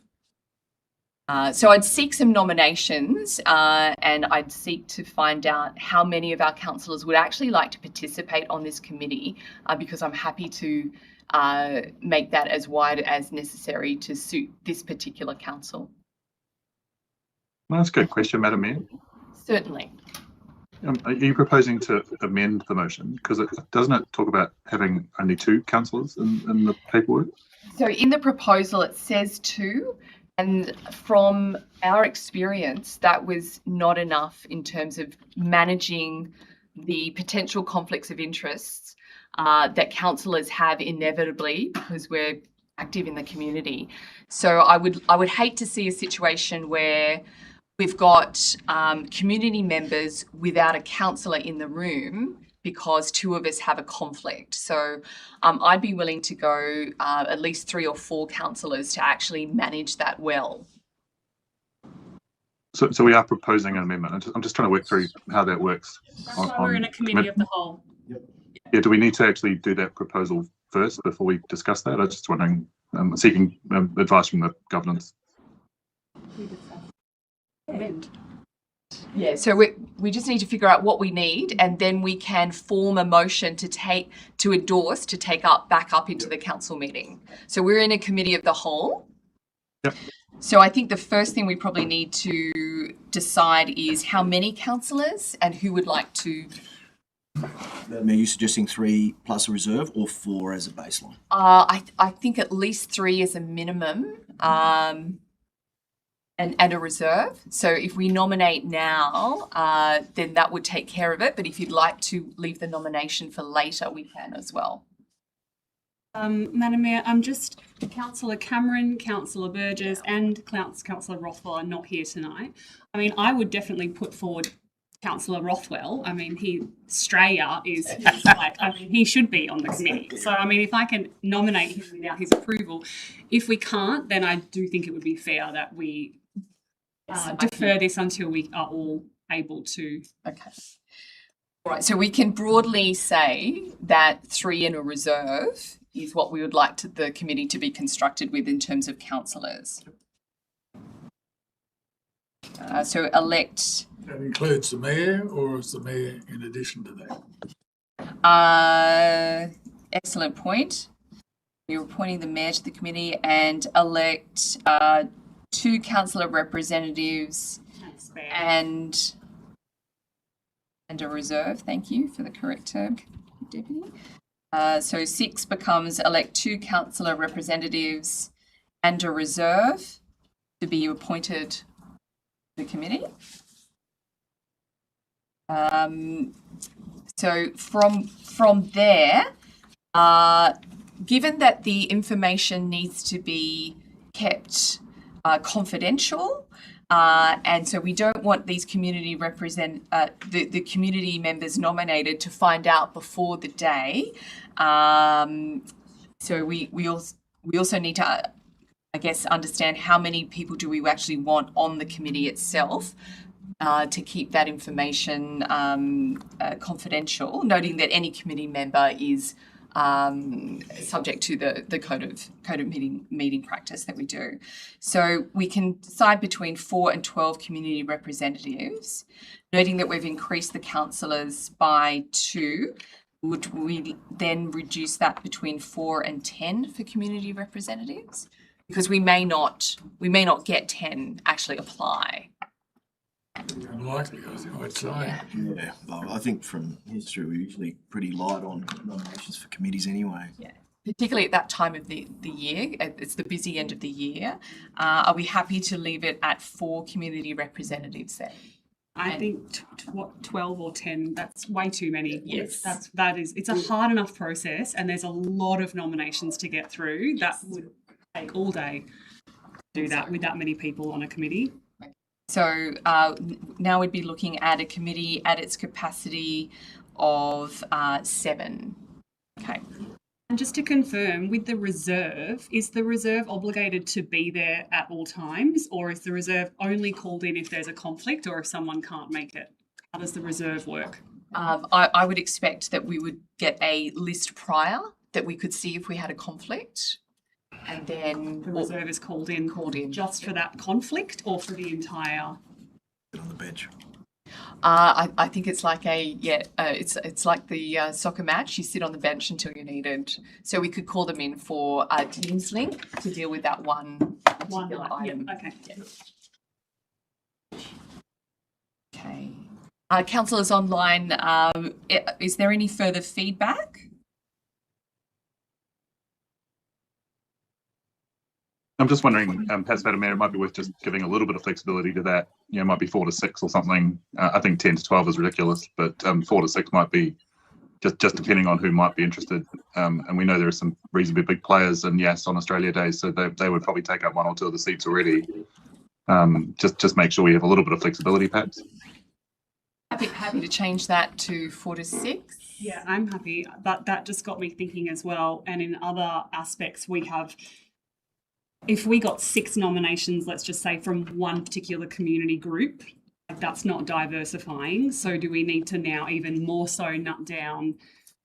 It can only be 1 from here and 1 from here, or not 2 from there. You know what I mean? Like that's tricky as well. So is that in the terms of reference? Is that actually okay? Is there a way to easily capture that? To reflect I think including it in there when we do the EOI. Okay. Participation from a broad range of sectors, including First Nations, volunteers, sporting organisations, service clubs, business representation, community organisations. So potentially when Does the word diversity actually take care of that then?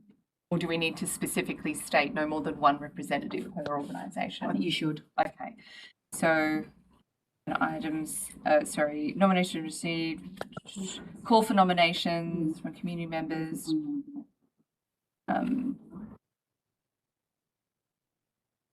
We will assess them in line with the advisory committee guidelines. It requires diversity. Yeah, so before it comes to council, we would do that assessment as part of the. Okay, all right. Yeah. Councillors, it's also dawned on me that we could extend the courtesy of our ambassadors to serve on that committee.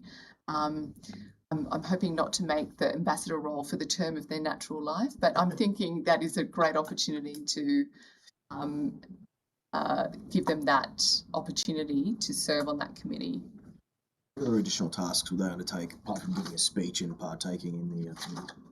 Sorry, I'm talking about our outgoing ambassadors. Oh, sorry, the ones. So 2027 we do 2028. So, Yeah. No, that makes sense. So as a priority for the 4 to 6, or we leave it at 4 and we offer the opportunity for the ambassadors to also serve, or ambassador. At their discretion. Yeah, at their discretion. Yeah, I'm happy with that. Okay,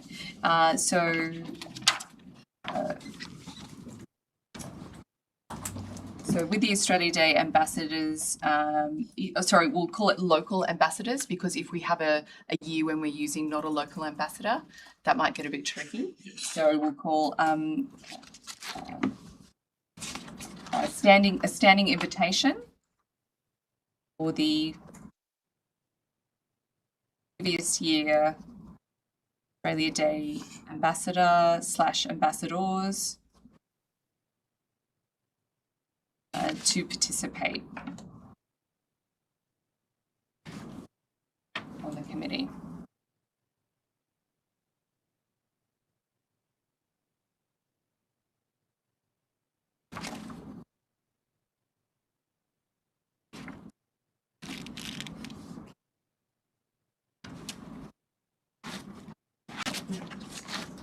Okay, so we'll just go through this one by one, make sure we've got everything. So that we establish Australia Day Committee as an advisory committee of council. We amend the attached terms of reference to include 2 councillor representatives and a reserve to be appointed to the Australia Day Committee, and 4 to 6 community representatives. A standing invitation for the previous year Australia Day local ambassador or ambassadors to participate on the committee at their discretion. A call for nominations from community members for appointment to the Australia Day Committee concurrently with the Australia Day Award nominations process. Nominations received via the expressions of interest process be reported back to council at a future meeting. We appoint the mayor to the committee and we elect a councillor representing, that bottom section there. So I think we get rid of 6 because it's taken care of at the above one. No, that the top part changes the terms of reference, and the bottom part says we'll do that. Appoint you at a future council meeting. Oh, beg your pardon. So instead of elect a council representative, we will appoint at a future council meeting council representatives.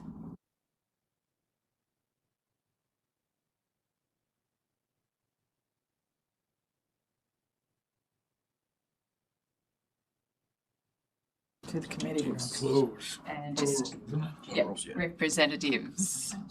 That's all right. It's all right. You're doing really well. Thank you. Do you want to put to the committee? Yeah. Why not?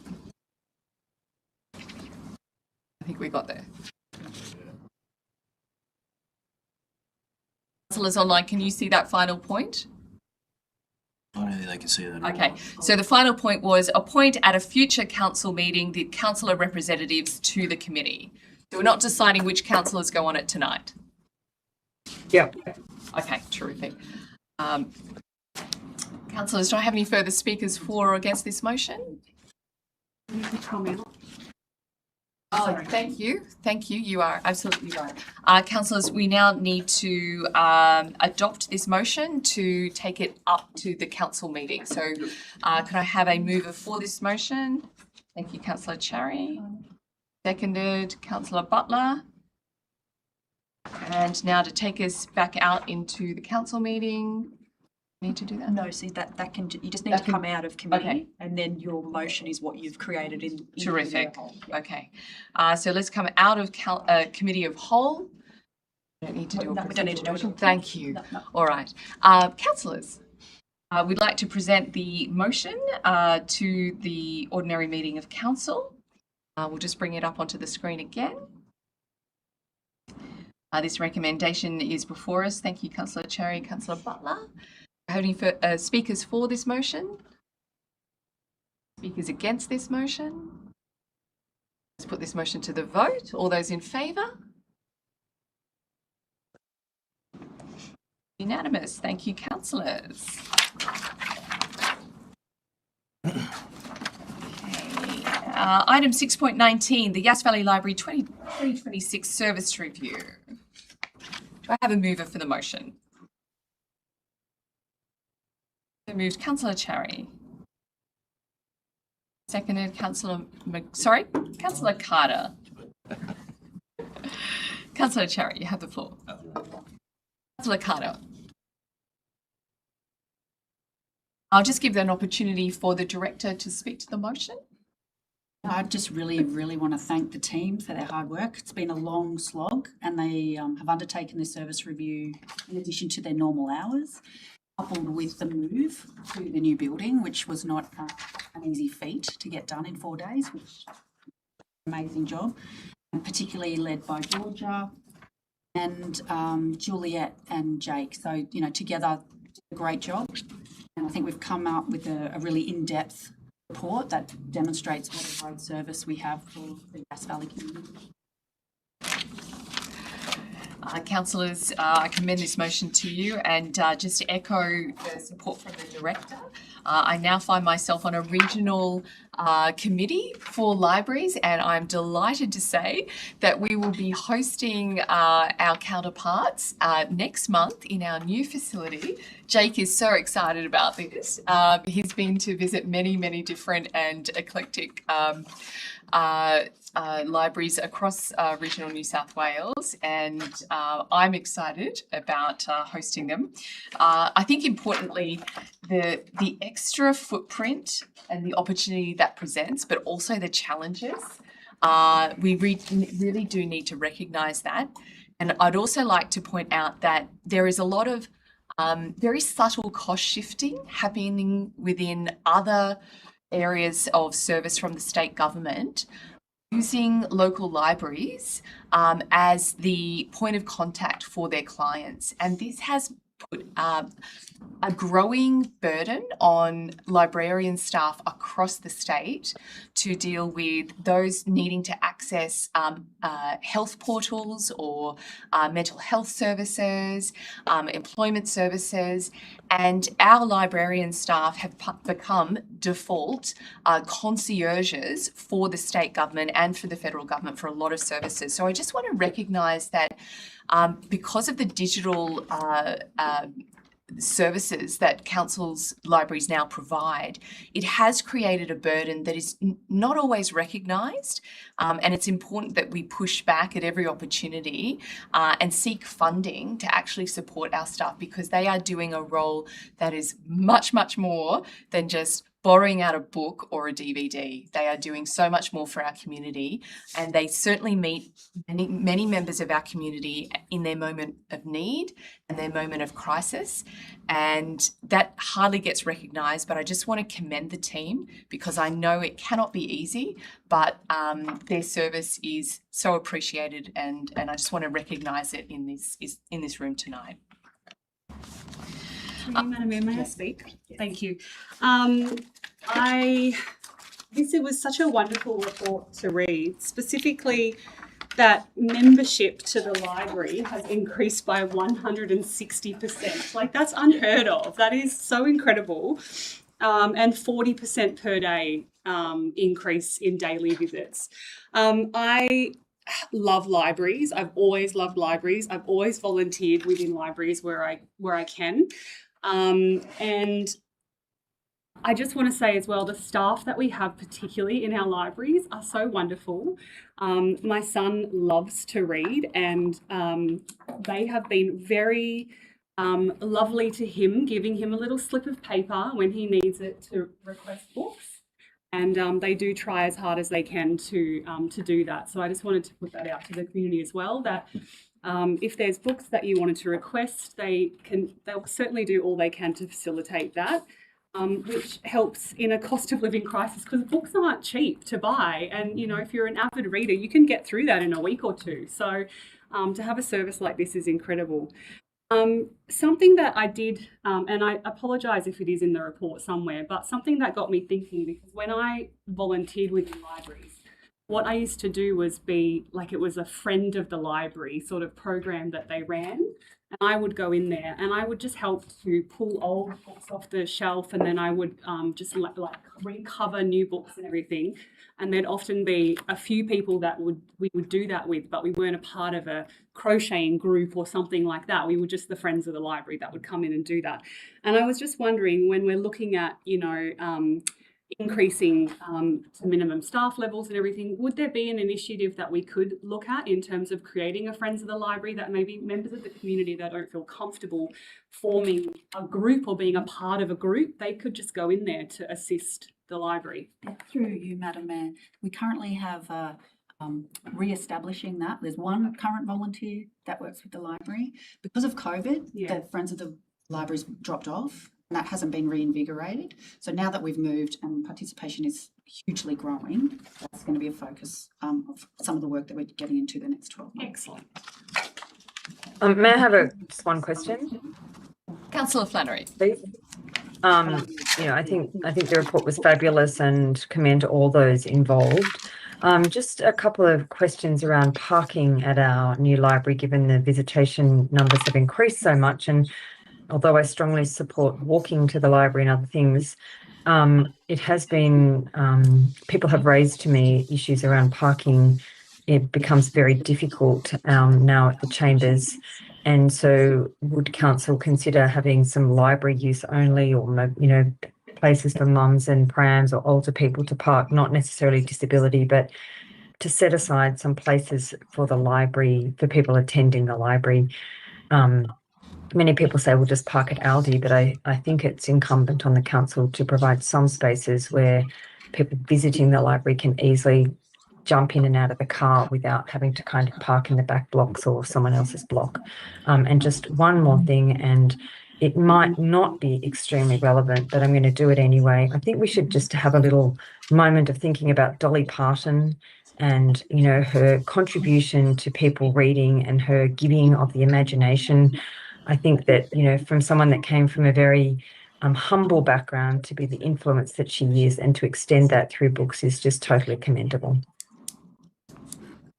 Thank you, Councillor Flannery. I would like to echo both of your points, both Dolly Parton's contribution internationally, but also the need for designated, you know, vulnerable users in terms of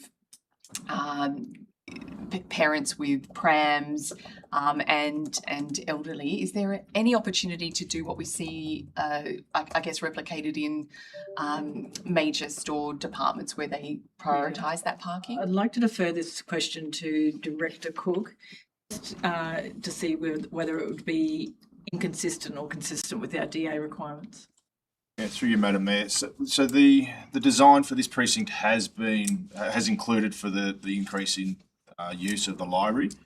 Unfortunately, at the moment, we're down 20 plus car spaces at the front here, where stage 1.1 is still incomplete. So ideally, in the coming 6 to 8 weeks, we're hoping that section will be completed and we'll have that additional car parking spaces at the front. Upon the completion of stage 2 as well, with the whole landscaping along the front here, it is quite a short walk from Cooma Street through to the library, probably closer equivalent to some of the car spaces park out the back here. So it has been designed for that capacity. Yeah, thank you. I recognise that. It just, you know, when I go in there, which is not all that often, but when I do, there's no one or very few people parking in the EV, and I recognise that the uptake will be increased. But there are parents walking along with prams and other things, so they're not necessarily vulnerable. It's just harder for them to get from A to B, and our other library fortunately had a car park very close to it. I also noticed that there's staff vehicles in there, which of course, where else would they be? But would there be a way of, you know, getting the staff vehicles that are there for an extended period of day or all day to park in other areas? You know, there's another car park just around the corner near the railway that could be utilised on a, you know, rotating system or something. There has to be ways that we can prioritise our community as opposed to council vehicles in that area. You know, I feel that this is something we can do without waiting for the other 20 car parks to come online. There's some practical measures.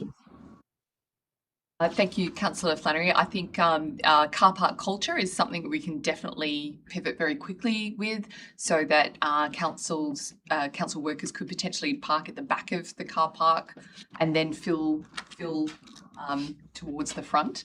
I'm wondering if I think it would be good practice to actually see a pram parking closer to the front identified. Is that something that we can do once we have all the car parks online? Yeah, through you, Madam Mayor. So through our local transport forum, definitely we can create a special space if that's something that we want to proceed or progress with. Thank you. It is something I want to see and progress with. Could we just refer this to the traffic committee to just look at this as a whole and then come back with a report on it? Or is that something that they could do? Committee stuff. It's outside of their remit.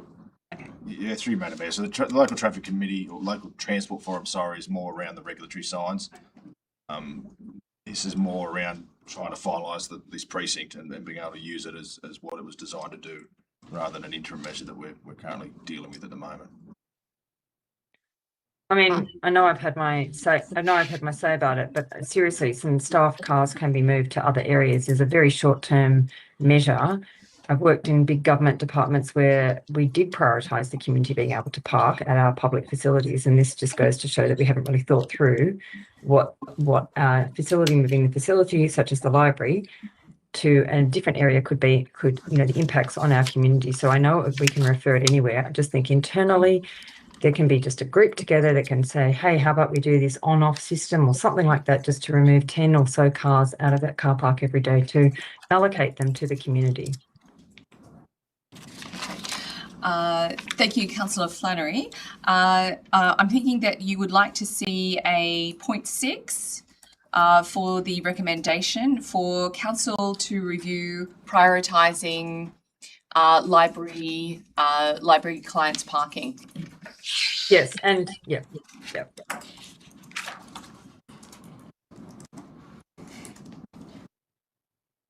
Patron, thank you. Even better. Parking. And I'll assume that will come back to council when that can be achieved. Councillor Charrier and Councillor Carter, are you happy for that amendment? I've got thumbs up. I'm so sorry. Could I just ask one very quick question? I don't want this to drag on.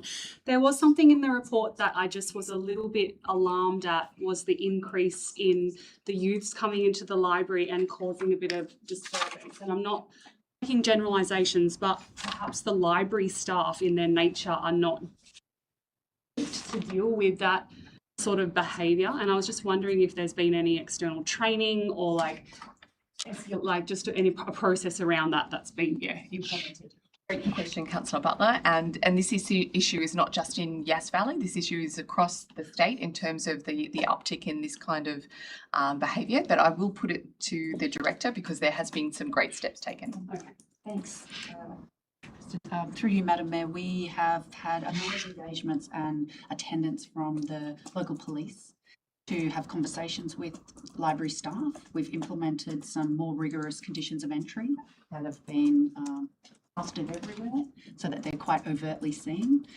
We've got some training coming for face-to-face, dealing with mad, sad, bad behaviour in customer service, and a number of formal processes have been undertaken in relation to a number of youth in the community to address the bad behaviour, and we are seeing an increase in self-policing, which has improved the behaviour of others, which is excellent.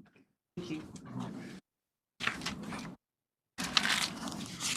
Councillors, I think we've pretty much exhausted that one. If we can put that one to the vote, all those in favour? That's unanimous. Thank you, councillors.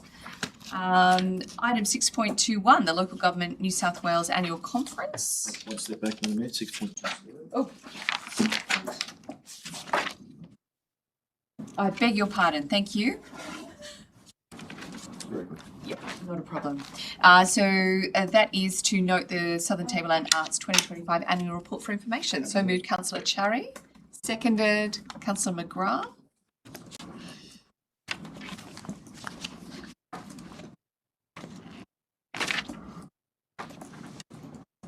If I may, Madam Mayor, this is actually something I've been looking forward to. Madam Mayor, fellow councillors, as Yass Valley Council's councillor delegate to Southern Tablelands alongside Director Peter Gardner, as well as the staff delegate, I personally take great pleasure in supporting this motion and publicly acknowledging the brilliant work that Southern Tableland Arts continues to deliver across the Southern Tablelands, but particularly here in the Yass Valley. STA does far more than simply promote events. It connects our artists and creative organisations, helps them access funding, provides professional advice and creates opportunities for their work to reach new audiences. We can see their contribution on the wall of the Oddfellows Hall on Coomber Street. The mural honours a celebrated Yass artist, Mr. Kim Nelson. It recognises Kim's artistic legacy and enduring connection to our community. We also saw STA's contribution when the Waster Art exhibition came to the Yass Community Centre, supported by a free community workshop. That project brought creativity and environmental sustainability together as concepts, encouraging residents to reconsider what we discard and what can be transformed through imagination. And I'd like to acknowledge local resident Al Femister for his inspiring work in this space. More recently, STA's Country Arts Support Program has supported Creative Encounters, which was an initiative of the Visual Arts Society of Yass, or VASI, as they're more commonly referred to. That project brought respected artists and arts professionals together with our local creative community to build confidence, encourage artistic development, and inspire new ideas. And on behalf of VASI and STA, I'd also like to thank you, Madam Mayor, for attending that event. These are practical and visible investments in the cultural life of the Yass Valley. And finally, I want to acknowledge and publicly thank STA's Executive Director, Ms. Rose Marin. Rose is an absolute powerhouse. For those that know her know that I am understating her ability. She brings great passion, energy, professionalism, and genuine commitment to supporting regional artists. Her leadership, together with the work of the STA team and its board, continues to deliver outcomes well beyond what might reasonably be expected from an organisation of its size. It is a privilege for me to represent Yass Valley Council within the Southern Tableland Arts community and to support its work, helping our local creative community remain visible, connected and able to thrive. Thank you, Madam Mayor. Thank you, Councillor Cherry. Any further speakers for this motion? Any further speakers against this motion? Councillor Cherry, would you like to pass? All right, let's put that to the vote. All those in favour? That's unanimous. Thank you, councillors. Okay, we're now moving on to item 6.21, the Local Government New South Wales Annual Conference 2026. I'll move the recommendation, noting that we do need to determine the councillor for the conference. So in moving it, could I also seek a nomination for the councillor? Madam Mayor, I'd like to nominate Councillor Butler. Thank you. Councillor Butler, do you accept this nomination? Do accept. Thank you. Thank you, Councillor Cherry. Okay, so my attendance, trust me. Okay, so moved by Jones, seconded by McGrath, with the nomination of Councillor Cherry's nomination of Councillor Butler. Councillors, do I have any speakers for or against that? Or do I have any further nominations, I should say, to attend that conference? That makes it an easy decision. Let's slide Councillor Butler's name in there, which allows us to have 2 voting delegates at the conference. I note the motions here, and I'd like to thank the Director of Planning and Environment, Director Neil, for his assistance in motions 1 and 2, which was much better than my vibe of the thing option that would have been before you. Also noting that we are taking the public aquatic infrastructure renewal motion, which was very successful at our national conference again. And we're once again pushing local government access to the national messaging system, which has been recently tested.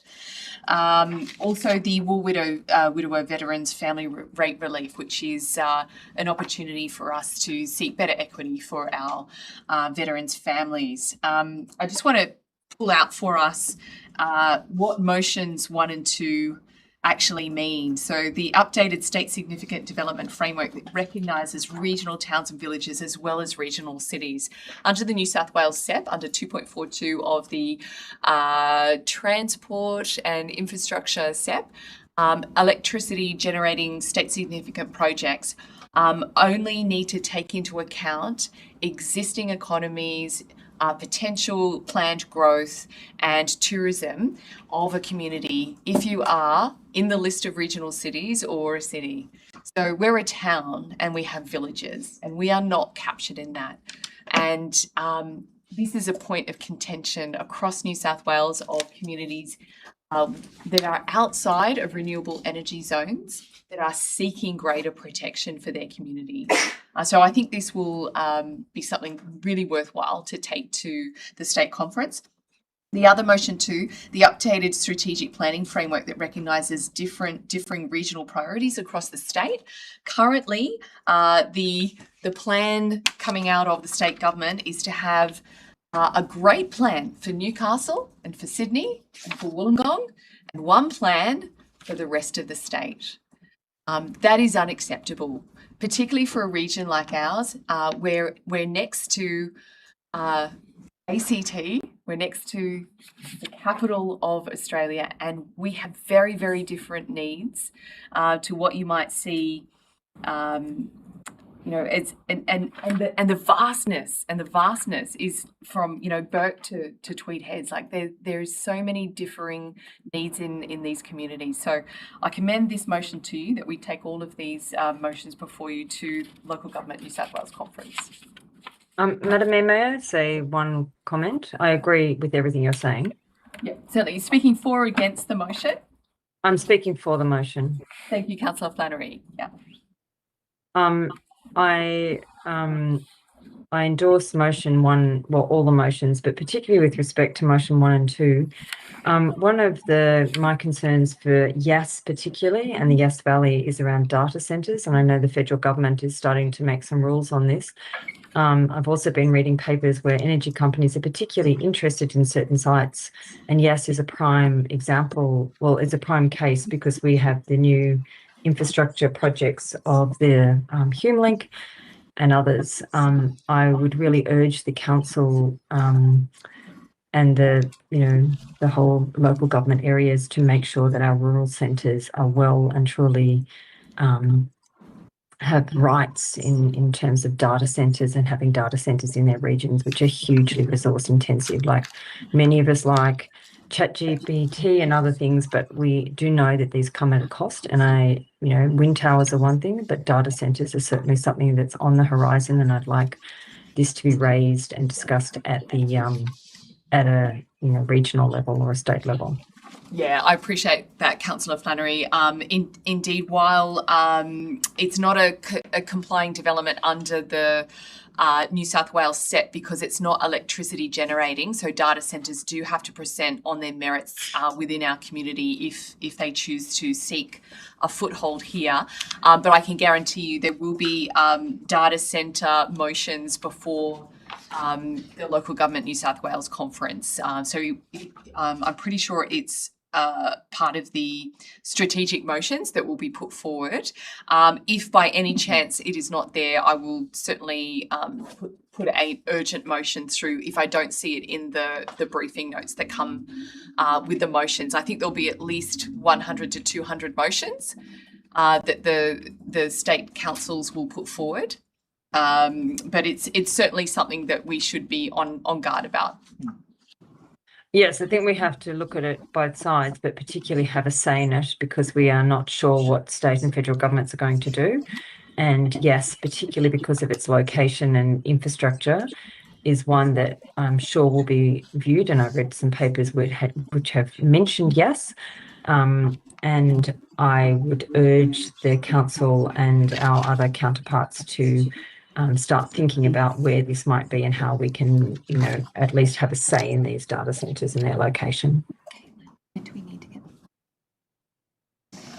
Councillor Flannery, I'm just checking whether we have the opportunity to bring forward a specific motion ahead of the September council meeting. Yeah, I think it closes, if I remember rightly, at the end of September. Early bird, that's the registration. Yeah, so for the actual motions,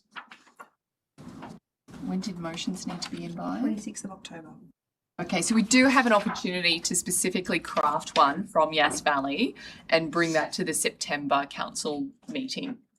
Thank you, I'd appreciate that. Yep, okay. Just a draft one. A draft, yeah. Councillor, if you're happy to amend the motion to YVC staff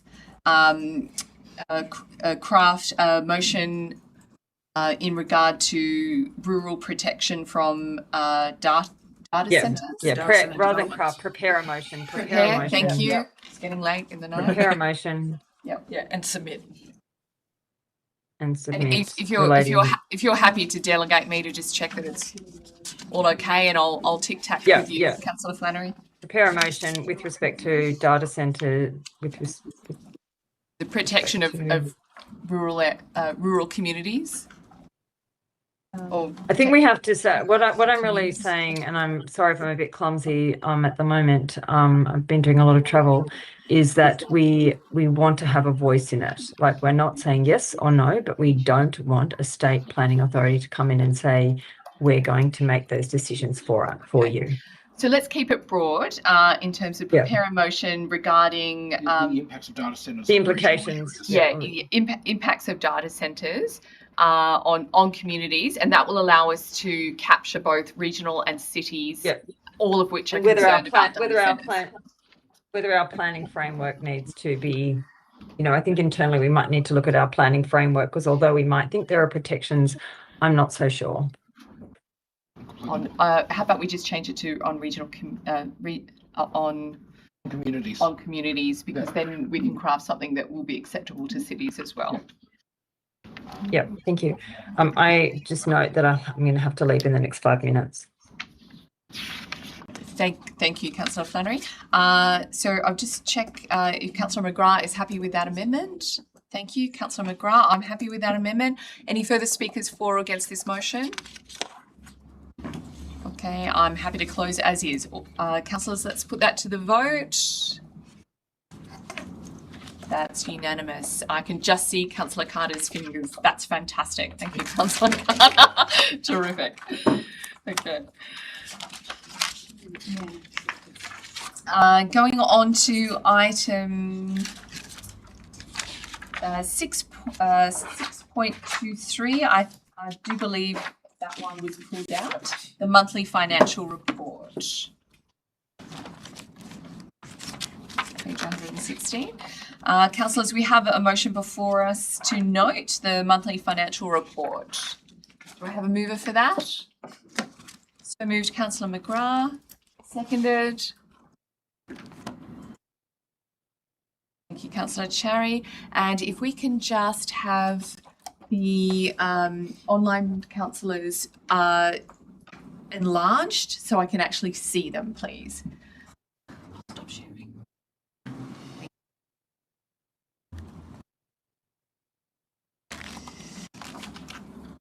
Councillor McGrath, you happy with the motion? Okay. Do I have any speakers for this motion or any questions? I have a question. Thank you, Councillor. And I understand.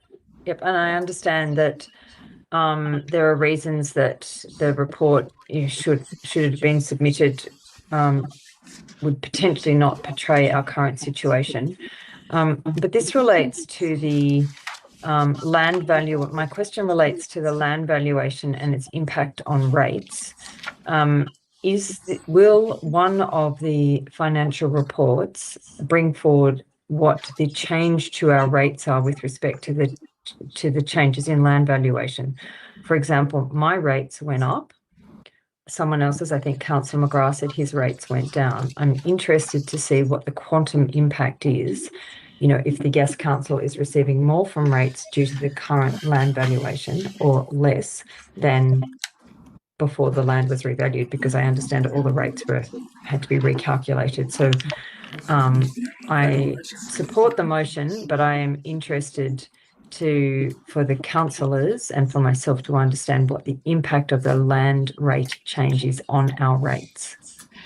Thank you for the question, Councillor Flannery. And I'm sad to say this, but it's usually just a difference in how the pie is then cut and sliced, rather than an increase in the rates. But I'll just pass to our director to confirm. Through you, Madam Mayor, you're exactly right. So the entire pie increased by the rate peg, and it's just divvied up differently through the different ratepayers. Overall, land values in Yass Valley went down. That's as much as I can tell you. There's other information specifically in relation to Yass Valley on the website from the people who do the valuations, Valuer General's website, which I can send a link out if you're interested. I'm interested specifically not in the rate peg and how it's divvied up, just to use your terms. My question specifically asked, and did council, because of the changes in land value, receive, like if we received, using round numbers, 20 million in rates, and because of the land revaluation or reassessment through the Valuer General's office, received 19, or did we receive 20? It's just, you can send links out, but I just feel that it would be interesting for the council to understand if the impact of land values going down and up. I understand in the towns, the rates may have gone down, but in rural areas, this hasn't been the case. And so what I want to know, and I feel it's incumbent on all of us to know, is what that impact is, because our rural landholders may be paying more, but their services haven't increased in any way. For you, Madam Mayor. Thank you, Fleur. Using your example of the $20 million in rates, the rates increased by the rate peg, and that's the overall rate take for council. So there's no way of going back, because I'm not talking about the rate peg, I'm talking about the land valuation. So my land valuation for our farm went up. So instead of paying round numbers, 5,000, I may be paying 5.5. I'm just using round numbers. I'm just saying across the council, are councillors able to receive information that says, because of the changes in land value, this has been the impact on rates? Okay, so if Councillor Flannery, I think I'm grasping where you're going at. So if we set aside the rate peg that everyone that is applied to everyone, you're keen to find out whether, because of the impact on the uptick of land value in certain sectors of our community. So, for example, let's say that, in theory, potentially Gundaroo and Sutton all had a land value that went up, and whereas Bynalong and Bookham and Yass went down. So you're suggesting that they might be, I guess, worse off because of their land value. But I just want to reiterate that doesn't mean we charge them more. I'm not wishing to segment it in the way you've explained, but it's a good example. For example, the land value in Sutton may have increased. If the land value has increased, my very basic understanding of rates is rates are tied to land value. And so therefore, instead of collecting, say, $1,000, if someone's land value went up, we may then be invoicing them for, $2,000 or whatever. I don't want to break it down per area to say this area bought in other areas. I don't want that granularity, but maybe in the future. I'm just interested the former finance CEO did discuss it in one of his former meetings when I asked a question. And the question specifically said, and you can take it on notice, what is the impact of the increase or the changes to our land value on our rates? Don't worry about the rate peg. I'm just interested in the land value. And if it's not possible to get, how would I go about getting it? So say the City of Sydney earns a lot of money through its rates, and its rates are determined by the land value, unless I've read the Local Government Act incorrectly. Through you, Madam Mayor. Overall in the LGA, there was a reduction in land values of 0.92%. Land is categorised in 4 different ways: residential, commercial, industrial and rural. And there are ups and downs that balance those out, which are available to you on the Valuer General's website. Okay. The overall amount is unchanged, is only changed by the rate peg. Okay, thank you. Okay, councillors, if I have any further questions or comments or speakers, Councillor Carter. I just had a couple of questions for the CEO, and it could also be for Ms. Gardner's portfolio as well. I suppose that there's 2 questions. So I know Victoria has recently moved to ban the use of, I understand, debt collection agencies. Is there any, and I know we've just recently voted on a policy suggesting we'll use, a purveyor of debt collection. Is there any indication that New South Wales may or may not go down a similar pathway? Through you, Madam Mayor, no, we have not received any information of that nature at all. In fact, what we've done is followed the OLG guidelines with our hardship policy and debt collection policy. I suppose the second follow-up question then is, this report indicates, broadly $5 million of outstanding debt within the council, both with respect to rates, and I understand that the 25-26 rates are relatively, 25-26 rates are relatively recent, but there's still quite a large bundle of cash in that. And again, the question we've been talking through is that there's quite a significant pocket of debt in the with respect to some very old debts with respect to water. I understood there was going to be some discussion around a bad debts policy. That hasn't arisen yet. I was just wondering though, is that something that IPART considers should you move towards something like a SRV if there is a growing problem around rate collection or debt collection within the valley? Is that an issue that IPART might look at in terms of their underlying decisions? Through you, Madam Mayor, not that I'm aware of, Councillor Carter, but I can do some further research into that area, but not that I'm aware of. I suppose I've just seen it once recently, so I was wondering, we might want to keep that in mind. Yep. Thank you. Thank you, Councillor Carter. Do I have any further speakers for or against this motion? Councillor McGrath, are you happy for that to go through to the keeper? All right. Let's put that to the vote. All those in favour? It's unanimous. Thank you, councillors. Moving on to item 6.26, the Yass Netball Association funding shortfall. We have a recommendation. So I don't disturb this. I do need to leave the meeting now, so apologies for that. But anyway, thank you. Thank you, Councillor Flannery, for your contribution today. Councillors, we still have quorum and can continue. Councillor McGrath so moved with a recommendation in the business paper. Seconded, Councillor Cherry. Speaking for the recommendation, Councillor McGrath. Thank you, Madam Mayor. I'd like to congratulate the Netball Association in achieving this grant for the courts. Courts are going to now serve well into the future the community need. And I certainly support Council putting our hand into the pocket and helping them out, because we're going to get a $500,000 improvement for $66,000, and I think that really is a very good investment. I think it's the sort of thing we should continue to encourage community and council partnerships where It's a benefit across the board. Thank you, Councillor McGrath. I'll just allow the CEO to also give some input. Thank you, Madam Mayor, and through you, Madam Mayor. You're totally in agreement with you, Councillor McGrath. I just wanted to raise that Council has already contributed $90,000 to this project, so we would be contributing in excess of $156,000 in total. Councillor Cherry.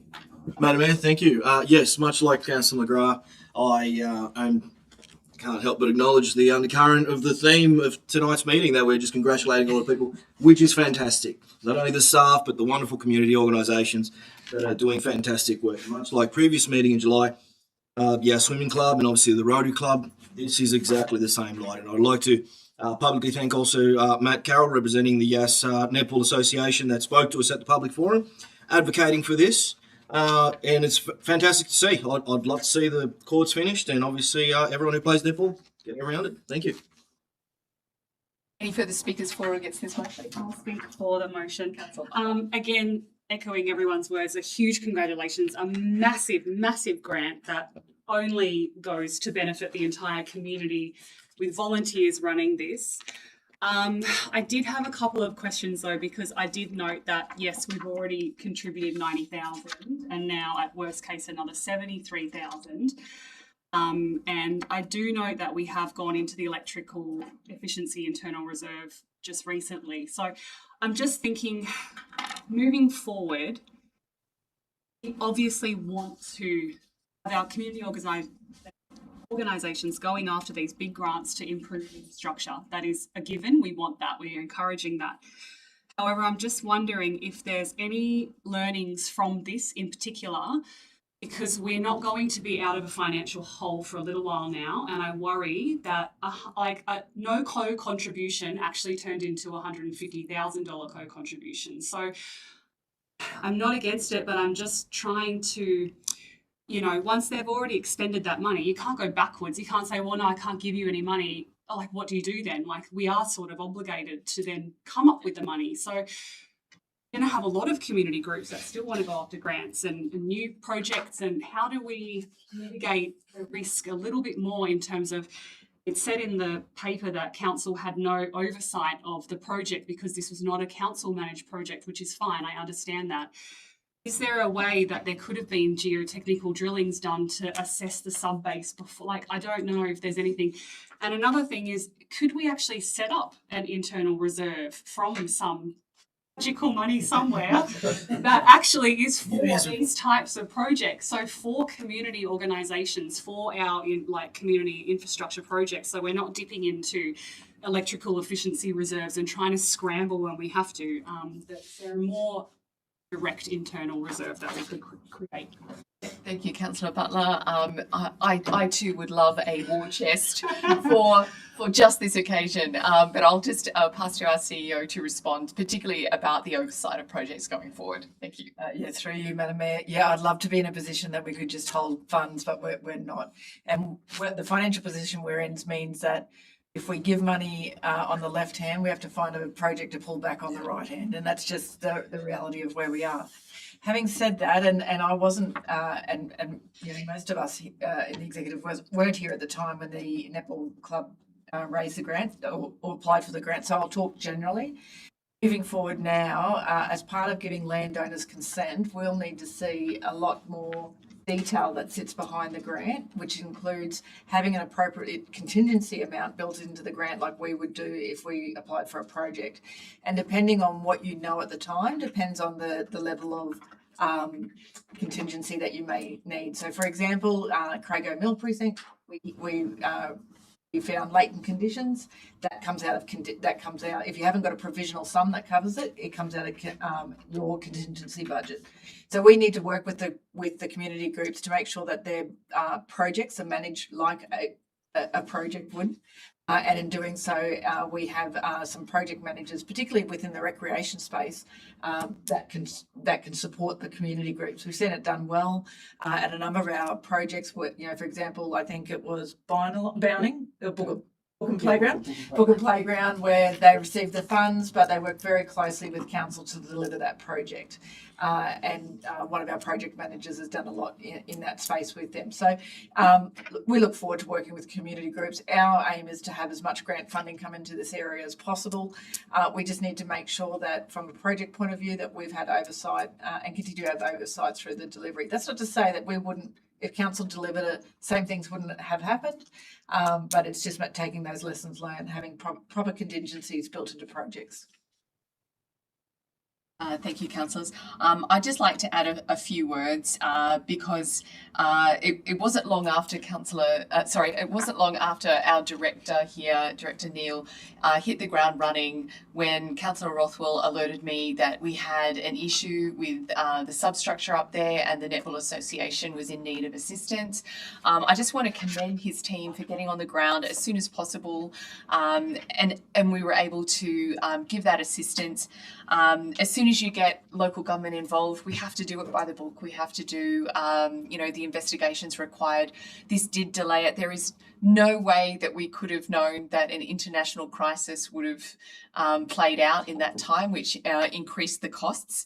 But I'm very cognizant that this is a mostly female sport, and this council over the last 2 decades has committed quite literally millions of dollars to men's sport in Yass Valley, and I can't think of a project that stuck to the budget even when it was managed by council because of outside influences or a change in the scope or an opportunity to do something different, whether it be a grandstand or lighting. It's very difficult for these kinds of projects to stick to their budget. But having said that, the Netball Association have just been so active in going for grants that I feel compelled that we support this project. For example, the lighting project that they did off their own bat while council supported other organisations to achieve that same outcome. So I think it's quite right that we use the electrical efficiency internal reserve for this purpose, noting that they had already done some work in that space to create efficiencies.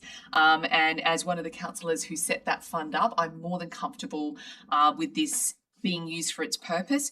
We know that the buy-in rate for solar now is getting so low and this money is actually losing value sitting in that internal reserve. I think it's much better that we spend it now for a community use, and you never know, the next Australian Diamond player might be practicing on that surface this summer, and I commend the Netball Association for everything they do for this community.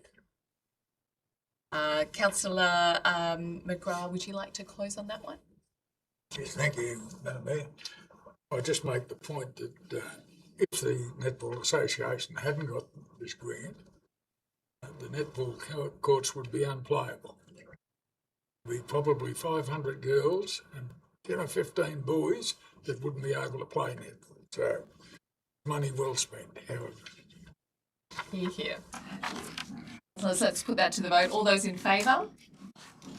That's unanimous. Thank you, councillors.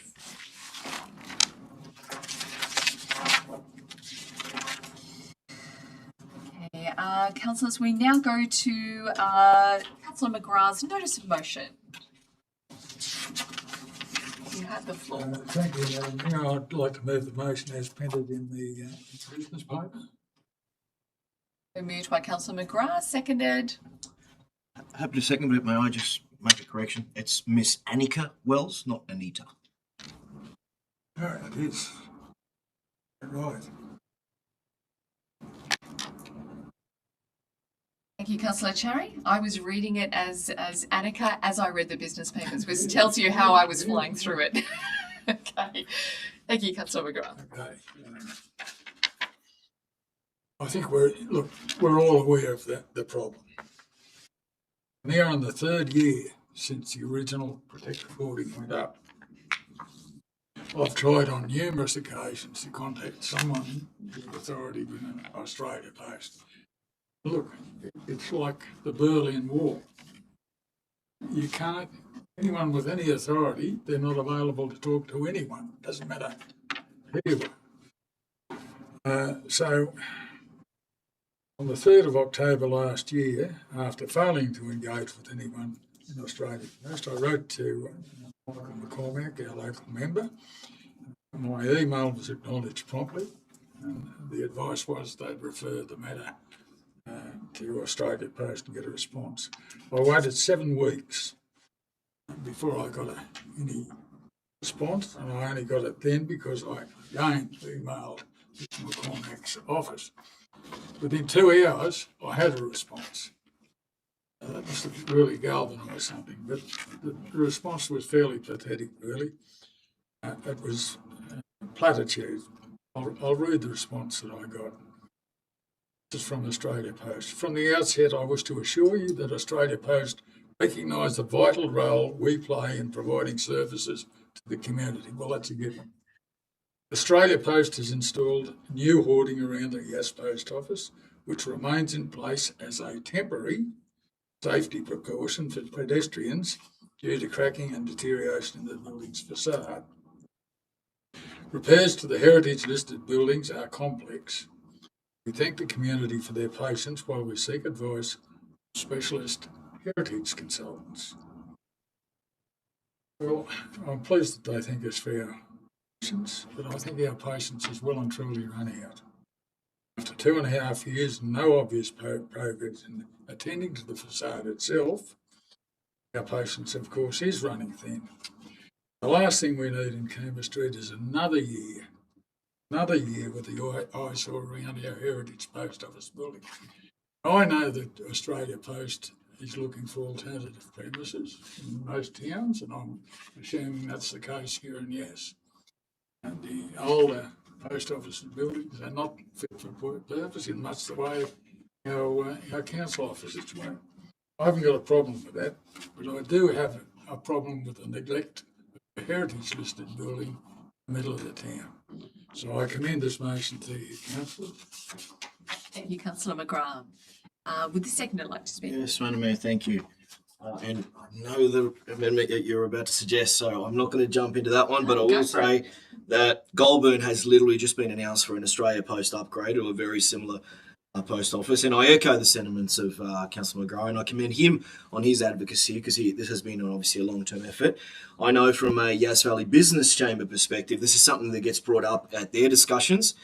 And I do believe the owner of Merchant Campbell raised this very issue at the last chamber breakfast.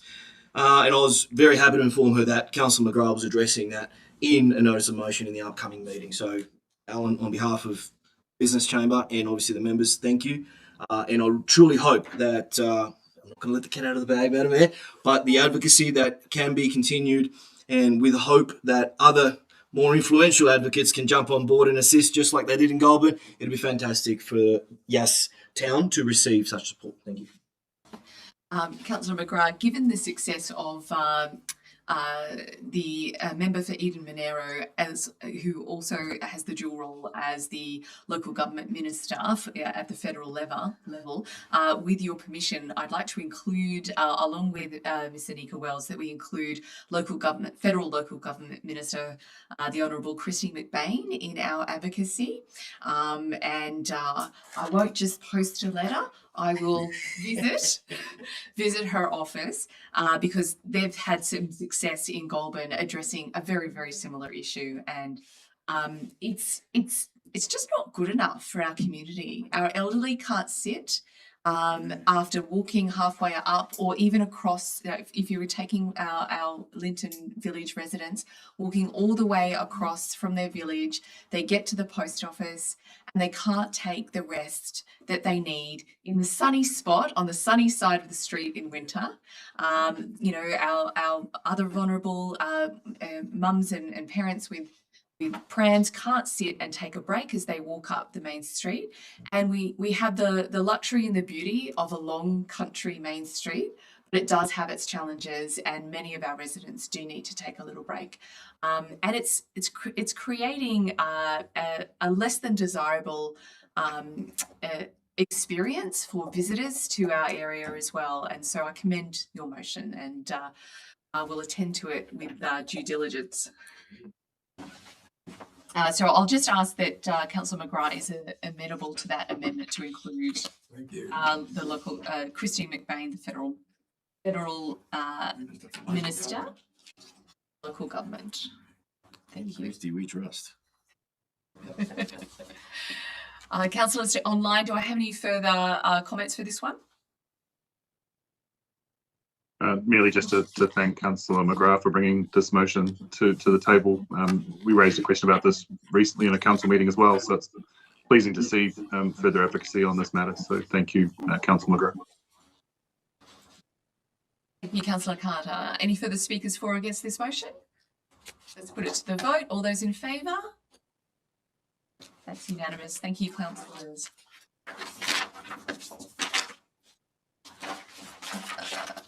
Now move to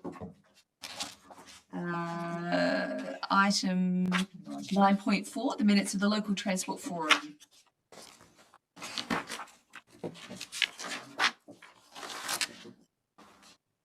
Councillors, we have a recommendation before us to note and adopt the following recommendations about the Tour de New South Wales 2027, the Hume Highway and intersections, Lachlan Valley Way, Burley Griffin Way and Yass Valley Way East, Christmas on Cooma, the safety concerns of the intersection of Reynolds Lane and Sykes Road Binalong, and the Dusty Missions Charity Walker event. Do I have a mover for that motion, councillors? So moved, Councillor Cherry. Seconded, Councillor McGrath. Do I have any speakers for or against this motion?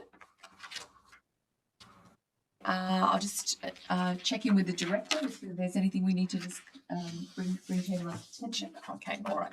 Thank you, councillors. Let's put this to the vote. All those in favour? That's unanimous. Now we move to our confidential matters. So I'll need someone to move us into confidential, please. So moved, Councillor Butler. Seconded, Councillor Cherry. We have no one in the gallery to speak to that item going into confidential, so I'll put that to the vote. All those in favour? That's unanimous.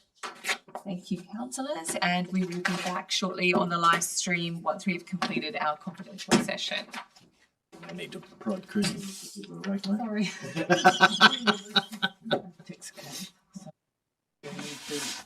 we're going to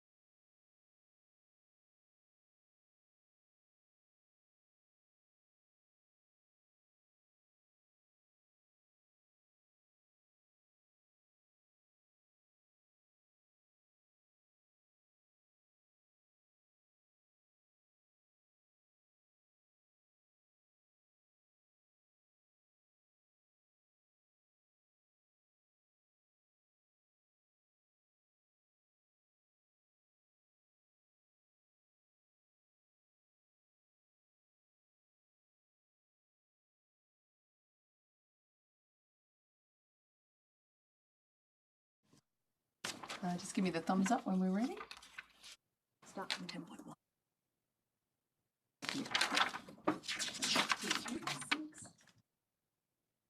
What do you say?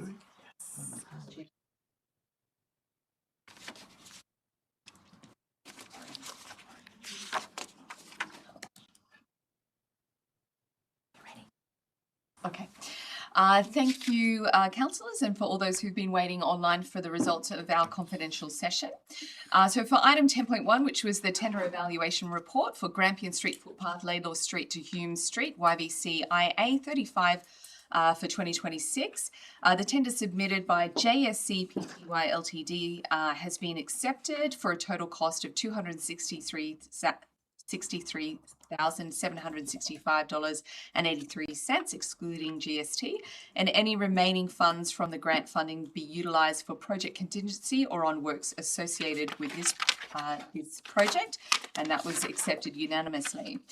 Moving on to 10.2, the tender evaluation report for Meehan Street Water Main Upgrade, YVCIA 30 for 2025 tender, and this tender submitted by Trazelbat Pty Ltd has been accepted for a total cost of $683,269.19, excluding GST, and the project is managed within the 26-27 allocated budget, including project contingencies, provisional sums and internal external project management costs.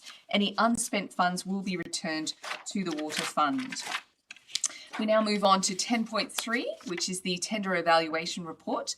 The Bitumen Seal Water Blasting Works, YVCIA 27 for 2026. Tender submitted by Retex Pavement Solutions has been accepted for a total cost of $255,158.40, excluding GST, and that was resolved unanimously. We now move to the CEO performance review. And the recommendation was unanimously resolved that Council receive and note the Chief Executive Officer Performance Review Panel's report. 2, that Council notes the Chief Executive Officer's performance for the review period as determined by the panel was that of the 7 key result areas, and her performance in 6 key result areas was highly effective and in 1 key result area was exceptional. And given the more than satisfactory performance criteria has been met, the total remuneration package of the Chief Executive Officer be increased by 3.02% effective immediately, along with 5 days executive leave, non-accrual each year, and my leave provisions, as detailed in the Local Government State Award Act 2026. And the Mayor be delegated the authority to finalise and sign all relevant documents as required, and the Mayor and Chief Executive Officer finalise the 26-27 Chief Executive Officer Performance Agreement. Councillors, I'd also like to personally acknowledge, as we have this opportunity in our live forum, this exceptional result of our CEO and the team behind her. I'd also like to acknowledge that and bring over Ms. Katie Yeo, if she could stand up and just come into the line of sight of our community and stand right behind me. This is Katie's last time at the helm of our meetings.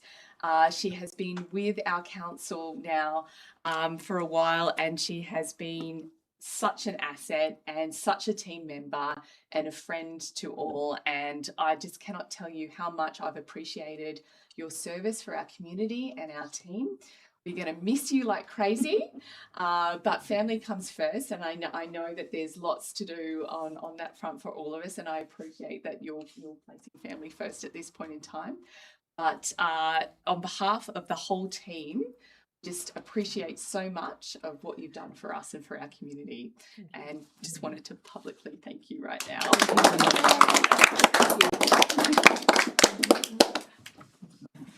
You can come back anytime. You sure ready, Katie? Councillors, thank you for your attendance. Thank you, staff, for your